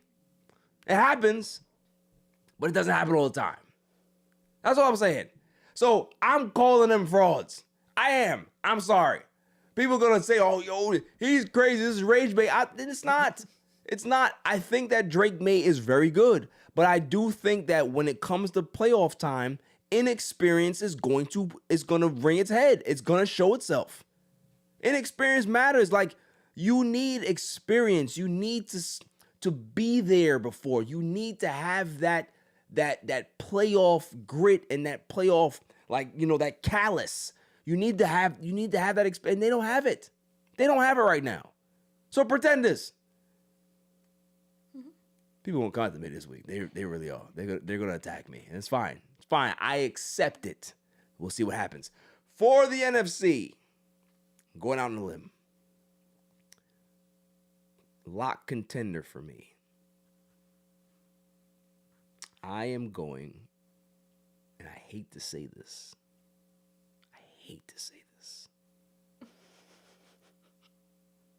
I'm going 49ers. I think you talked about last year, like how their time's running out, and like, yeah, you know. I think that just because of that reason, I think that there's something in the air, man. There's too many teams that are just very close to the top, and you got the 49ers that are just there, like that fucking roach that's on the wall. It's just like, all right, I hit you a couple of times, and you keep coming back. Mm-hmm. There's something there. Rams are good, right? Seahawks are good. I like them. Packers, good. Lions, they're all right. But there's something about these damn 49ers to me. I don't know. You know, they're banged up, but they just have this moxie about them. They just win ugly. That matters in the playoffs to me. If you can be able to win ugly games. Brock Purdy's look like garbage, but Mac Jones come in there, save the day. Like, there's just something here. So, we'll see. Pretenders. There's only one. There's only one fraud in the NFC. It's the Eagles. They're the biggest frauds because they hate each other. They hate their coach. And they have one of the worst offenses in football right now. Like, I don't know what the hell happened to Saquon Barkley. We exposed it last week. We did our Matlock thing. You know, he had the picture in the White House with Donald Trump. It's been all downhill from there, right? So they just don't have the pieces offensively. And Jalen Hurts can be able to win you some games, but he's not a Patrick Mahomes type. He's not a guy that can be able to just pull magic out of thin air and just make something happen. That's just my opinion. Like, I just think that there's a Super Bowl hangover. You know, there's some things that they got to work out. They might have to retool some things on the fly and kind of change some pieces in the offseason. They've drafted very well, but there's something that's missing. There's something lacking on this team that, although what's their record right now? 8-4, 8-5 or something like that, 9-4, like somewhere in there. Like, they don't feel like a legit contender to me. That's all it is. Like, the record is what the record is, but it doesn't feel like they're legit. That's all I'm saying. And I think did the Lions beat the Cowboys? What's the score? 44-30. Wow. I think. So I think that might be it for the Cowboys then. You know, 6-6. No. Yeah, they're 6-1 now. Probably got one more loss to be completely out, but it's gonna be interesting, man. There's a lot of. It's gonna be a photo finish in both conferences. I'm curious to see what happens, but I like your dark horse. That's a wild dark horse. Joe Burrow comes and saves the day and heads to the Super Bowl. You imagine? It's a great story. And then it just gives him even more reason to say, all right, I've done what I've had to do in Cincinnati. I'm going to New York. And once the roll, and be like, okay, I'm gone. Yeah. I've done it for my city. I'm going to New York. And then Joe Namath can say, hey, kid. Welcome to the Jets. Yeah, that's. I think those are solid picks. Again, I think I'm going to get dragged through the coals this week by a whole bunch of Patriots fans. I don't care because listen. You see teams. You got the Broncos. I didn't even mention the Broncos because I don't think the Broncos are going to go anywhere. I think that they have a good defense, but I just think that they're missing something as well. They don't have the wide receivers. They don't have the talent on the outside. Their running game is very solid. They're well coached, but there's just Chargers. They're banged up. I want to pick them, but Justin Herbert being in the cast, I don't like it. I don't like it at all. And I just don't feel that they're healthy enough to get where they need to be. With Patriots, I'm a Jets fan. I'm never gonna accept it. No, but I'm just looking at it from just a mere schedule, inexperienced mindset. They could prove me wrong. They could go into the playoffs and run the table, and we have a new Patriots dynasty again. Would you imagine? You take a couple of years off, and you get Drake May, and it's just like, oh, Brady. It's not fair. It's not fair. I, as a Jets fan, have to figure out who the hell the quarterback. We ain't got no damn quarterback, and teams like this can just step into a quarterback. I don't like it. Why not us?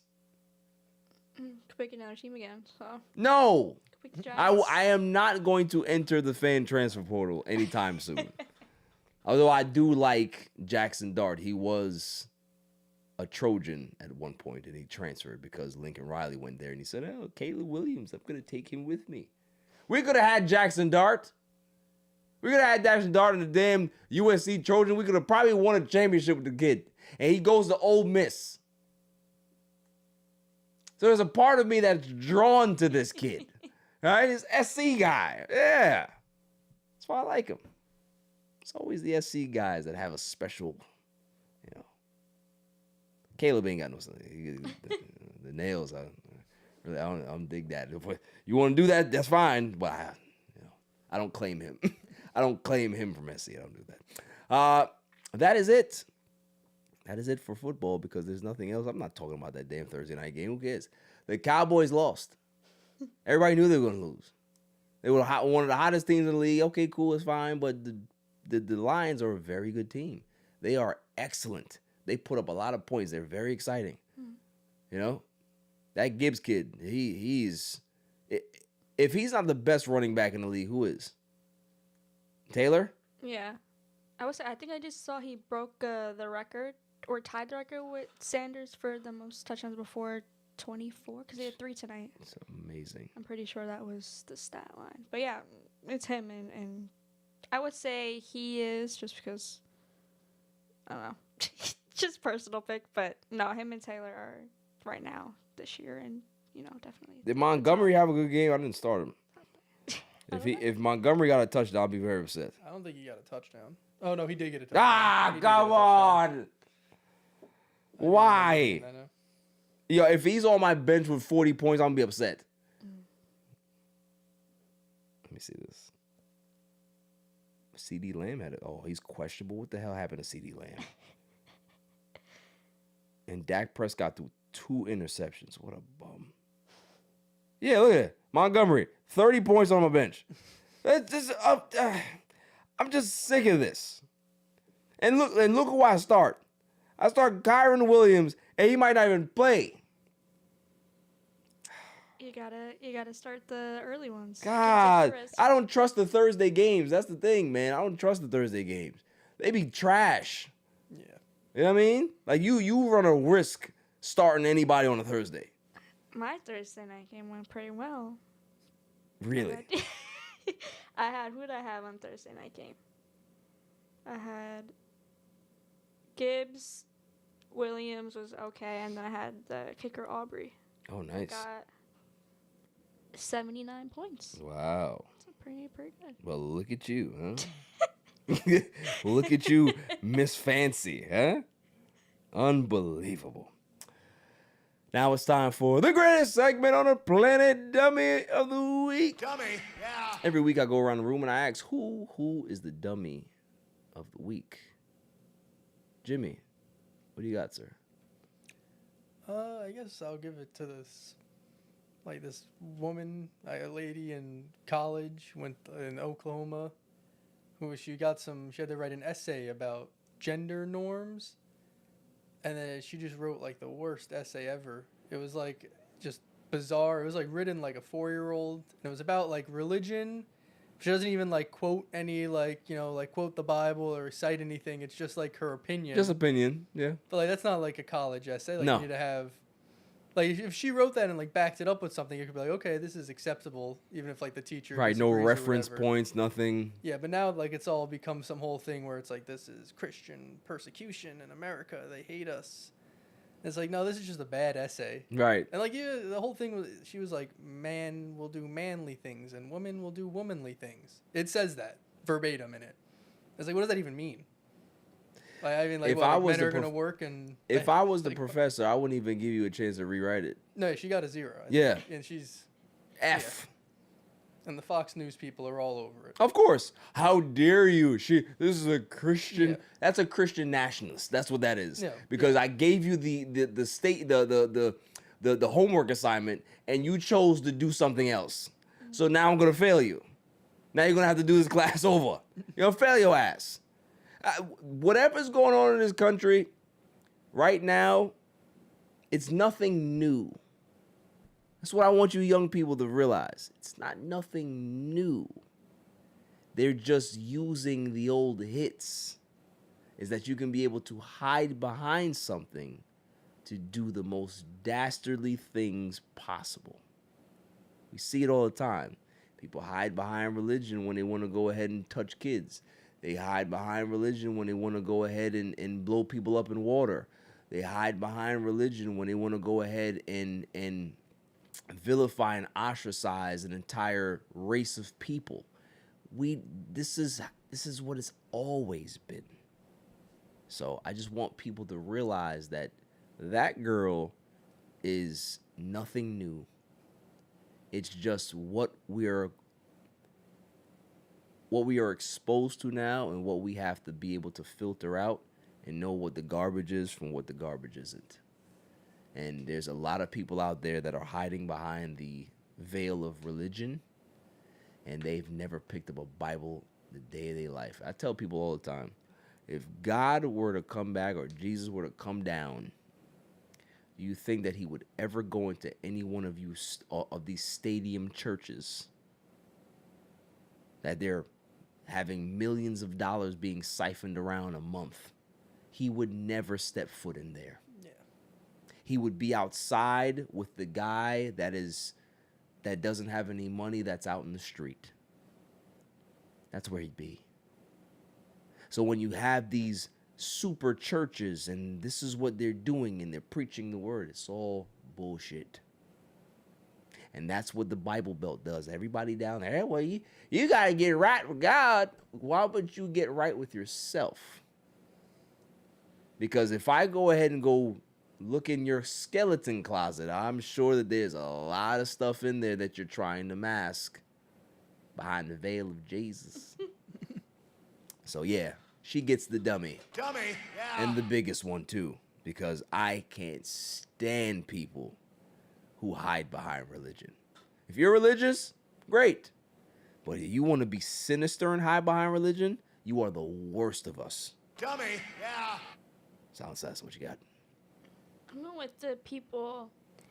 I don't know how much truth there is to this, but I'm just going off of what I'm seeing in comments of people. But the people on TikTok and social media that are washing their food with soap, like before they consume it, like chicken and turkey, make sure all the bacteria is out. They're taking like Dawn dish soap and like going in the crevices and like scrubbing the chicken down. You can't be serious. Yeah. And then, it's just crazy. So, but like some people like think that this is what you have to do, because like they feel some type of way that they're getting their food from the grocery store and it's dirty and stuff, so they want to clean it with soap. So I don't get the logic behind it. And again, too, I don't know if they're consuming this food or it's just for social media, but there are comments saying that like, oh, like I need to do this, I didn't know that this was a thing and whatnot. So it goes to what we talked about earlier in the show. Like, people see something and then take it for seriousness and they go ahead and do it because they see one thing on TikTok. And it's like, oh, okay, this must be how you're supposed to do this. And then they go and do it themselves. Can I ask a question? Yeah. For the people that are doing this, what is the hue of their... I've seen multiple, so... Okay, So it's a range. Okay. Yeah. I just want to ask that question first. Yeah. This is what we were talking about to start the show, and it's so funny how we bookend this, right? Because stupid is not learned. Stupid is genetic. You are an idiot. You can't help that. You can try to improve it by reading books, but there's always going to be a hint of idiot in you. You can't fix stupid. And social media has given carte blanche to stupid. We have gotten more stupid as we get older because of social media. Like, just think about the things that you've seen. Just think about the things that you are numb to, that you hear and see every single day when you scroll. 20 years ago, they would look at you like you were a leper, and you would never be able to walk the street without people ridiculing you for being the village idiot. Now it's just like, they're speaking their truth. Here's the blowback, or here's the counter to that. To people that want to wash their food with dish soap and their chicken with dish soap. You know what else cleans chicken? And I'm sure your parents probably didn't teach you this, or maybe they did because you're an idiot. Vinegar washes your chicken and your meat. So if you soak it in vinegar and you wash it off, you're good. So for those people that want to go ahead and wash their chicken with dish soap, I hope you don't get all the soap out of it. And I hope you cook that. And I hope you can taste the soap particles in that chicken. And I hope that at some point you die of natural causes. Because there's a Darwinism here that we need to have a trimming of the fat. Too many idiots out here, and they're all in one section of the world is what I'm talking about. We don't have dummies on the other side. They're all in the US of A.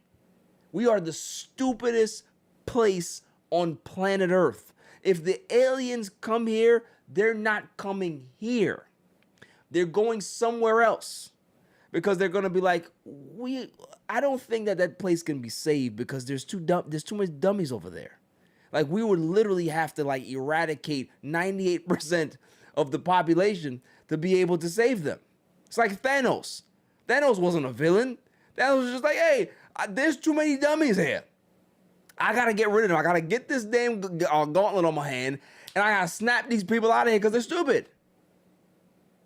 I wish I had that. I wish I had that power. I could be able to get that gauntlet and just say, all the dumb people, just go away.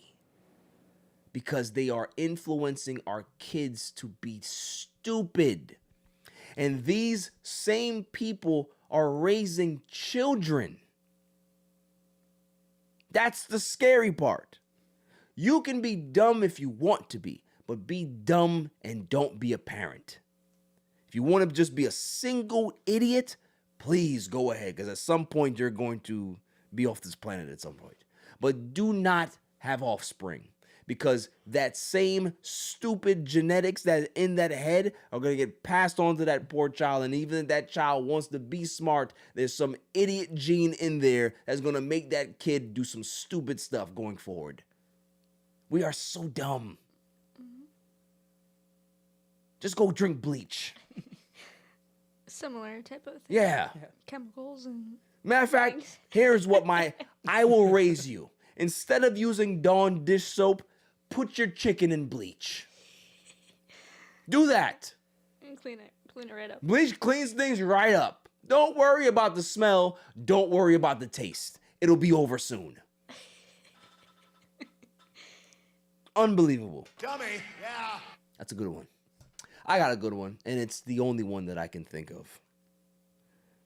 My man, what was his name? Juan Wei Q, the kicker for the Giants. Oh, yeah. I'm sorry, kid. Dummy, yeah. You gotta get it. What the hell was that? Yeah, I wasn't watching the game, but then my phone kind of was like, got a message in my group chat, my family group chat. They're like, "Did you see that? What the hell was that?" And I'm like, "What?" And then they said, like, he kicked the ground. I'm like, "Excuse me?" Like, kicked the ground. So I went and rewatched it, and full on kicked the ground. And then the ball guy just gets the balls running for his life, gets sacked. And, of course, it's a Giants type of moment, especially now. And Jackson Dart's on the sideline Yeah. like, what the Are you kidding me? But here's my thing about the whole sequence, right? And I watched it several times. Is that how he kicks all the time in regards to you don't put eye to ball? I don't. Because he didn't look at the ball. No. Like he's just, like his follow through is just like I guess he knows where he's supposed to, how many steps he's supposed to take. But like, wouldn't it behoove you to look at where the ball is placed and follow through? And that's the way you're supposed to kick. I mean, I don't know proper kicking etiquette, but I would think that you have to put eye to ball, put foot to ball, and then follow through with your eyes. It's always. That's how you kick. Keep your eye on the ball. That's how they taught us in kickball back in the day. You fucking. So everything that he did was just wrong, and I'm surprised he didn't tear his ACL. Having to dig his like he got up so much turf in his shoes. Yeah, seeing Like what happened to this guy? Seeing his foot like ricochet off like to Yeah. the ground was crazy. I'm surprised he didn't get hurt. Like yo, this was one of the NFL's best kickers. Now you got the yips. Like what? Listen, I'm not even trying to like be mean or kick his back in, because when you're down bad, man. You think that the Giants gonna cut him after that? Did they cut him? I don't think so. I mean, nothing could be worse than the guy that I had before, so I'm fine with it. So, yep. I think I'm a proponent for just getting rid of the kickers in the NFL, period. In my fantasy league, I don't have kickers. Just got rid of them. You don't need like. I have 2 leagues. One we have them, one we don't. Yeah. It's like, you don't need them. Just have the touchdowns. Just everything is a 2-point conversion. 2-point conversion. It's fine. You know? Works out. It does. Yeah. But I seen this and I'm just like, I didn't even know what to say. I'm just like, that it's kind of like a microcosm of what our country feels like right now. Like that play symbolizes America right now, is that you want to follow through with doing something, and all you do is you hurt yourself and embarrass yourself in the process and look stupid doing it. This is where we are. That poor kicker, I feel bad for him because he's now the laughingstock of New York. I've never before seen phenomenon. So. Never seen that. Like I've seen kickers like, you know, they'll get a hamstring pull, you know, while that's fine, but like for you to not even make contact with the football. Yeah, I saw like a little clip of Peyton and Eli's show. They had Danny DeVito on. Yeah. I was watching it live, and it's like, what happened? Like what was that? I've never seen that. Yeah. It was pretty funny, but I don't. It was like I said, like a Giants type of after this whole season with all the injuries. Yeah. And kind of what we got going on with the theatrics on the team. Like it fits. So I feel bad. What was his name? What? I call him Young Ho. Young. That's not his name. People gonna say that I'm racist. I'm not trying to be. I'm just trying to understand the pronunciation. What's I it think good? it's Young Wei. Young Wei, yeah. Young Wei Koo. Yeah. Burger King is hiring. I ain't gonna lie to you. Like, you listen, Costco is doing good things right now. They keep their DEI thing in it. You be able to find a job at Costco because he don't got much time left in the NFL. Like, he was that guy when he was in Atlanta, and then he got the yips, and now he's over here. If he can find his footing, no pun intended, all power to him. But that's probably the most embarrassing kicking moment I've ever seen. And I feel bad for him because he's never going to be able to live that down. Like, just like Mark Sanchez with the butt fumble, that will always be at the top of his list. Doesn't matter what he does for the rest of his career. That right there is going to be at the top of everybody's meme list when it comes to, what's his name? What was it again? Young Wei? Yeah, that guy. Young Wei Koo. Yeah, so Young Wei. There's another way. Burger King. You, sir, get the dummy of the week. Dummy. That's all for the show. PSA, it's always the same as it always is. It's my time to be able to sit here and kick Donald Trump's back in for at least 5 minutes. It's amazing how you can have one president that gets criticized for being old, and then you have people that write books about this president, how the White House covered up his declining mental capacity or whatever it was. But then you have another guy who's literally sleeping on camera and having sundowner syndrome, where he's staying up and sending 400 text messages in one night. Like, this is dementia. This is what we're seeing in real time. That's exactly what it is. When a dementia patient when the brain is not functioning properly, they tend to realize that they don't realize when it's time to go to bed and when it's time to be up. The brain is just, and that's what you see. He's in the situation room, and he's over here falling asleep. He's sleeping while Marco Rubio is talking to him. Sleep. He's old. So cover him the same way you cover the other old guy. Because guess what? Newsflash. I don't care who it is. They're both old. I'm a big Joe Biden guy, but he was old as fuck. And that's okay. Because at the end of the day, our country needs to do better in regards to who we're picking to lead them. We don't need old guys. We have younger people out there that can be able to do the job. It's a young man's game. It's a young woman's game.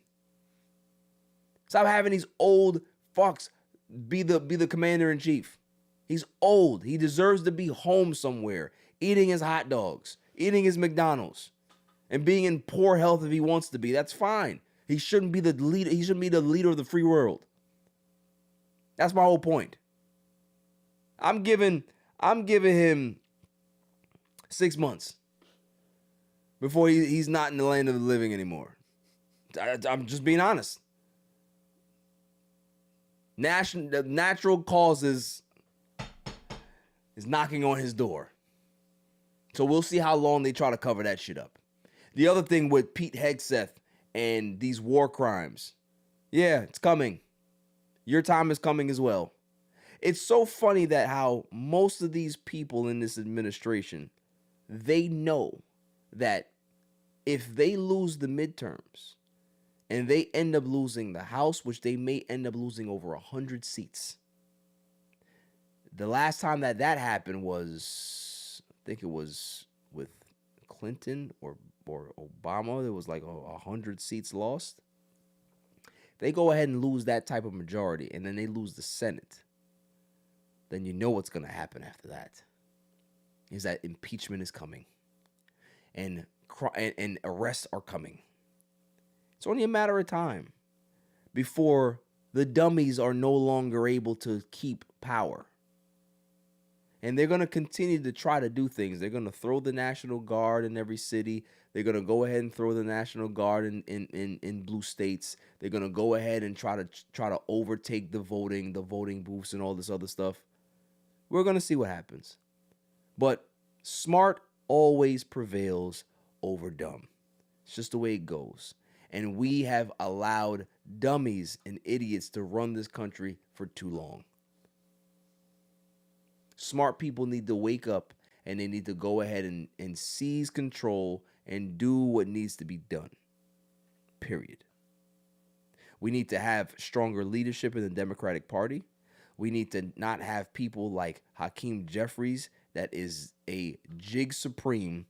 Chuck Schumer, who should be home counting his money, having conversations with Bibi Netanyahu on the phone, but not in Senate. We don't need you in our leadership. That's what it is. So time is coming for Dementia Donald. It's coming. Every time you see him, he looks more and more like a feeble old man. He doesn't have that same vigor as a strong man anymore. You don't hear that anymore, do you? You don't hear Fox News talking about how virile, how strong he looks, because you can't hide it anymore. They're even saying it now. They're even talking about it. You know what they say? Oh, well, he's tired. So what? Oh, now it's so what? When the other guy was doing it, it was a big problem. But when Dementia Donald falls asleep on the couch, it's okay.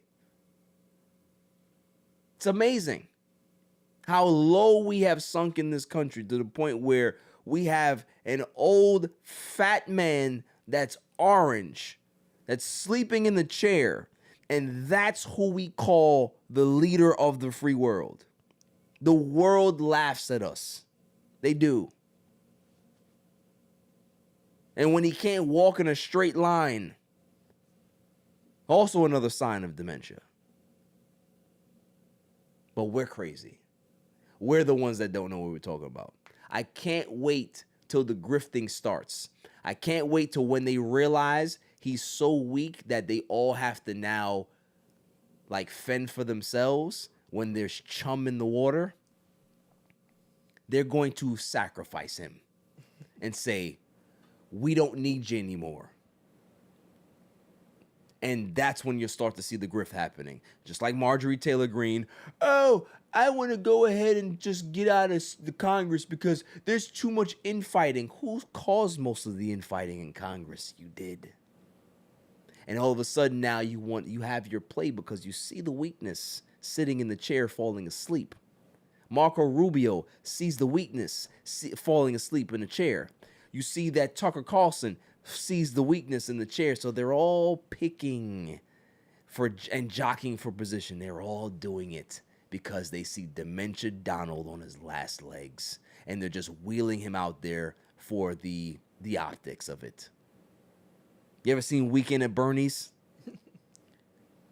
Donald Trump is Bernie Lomax. That's exactly who he is.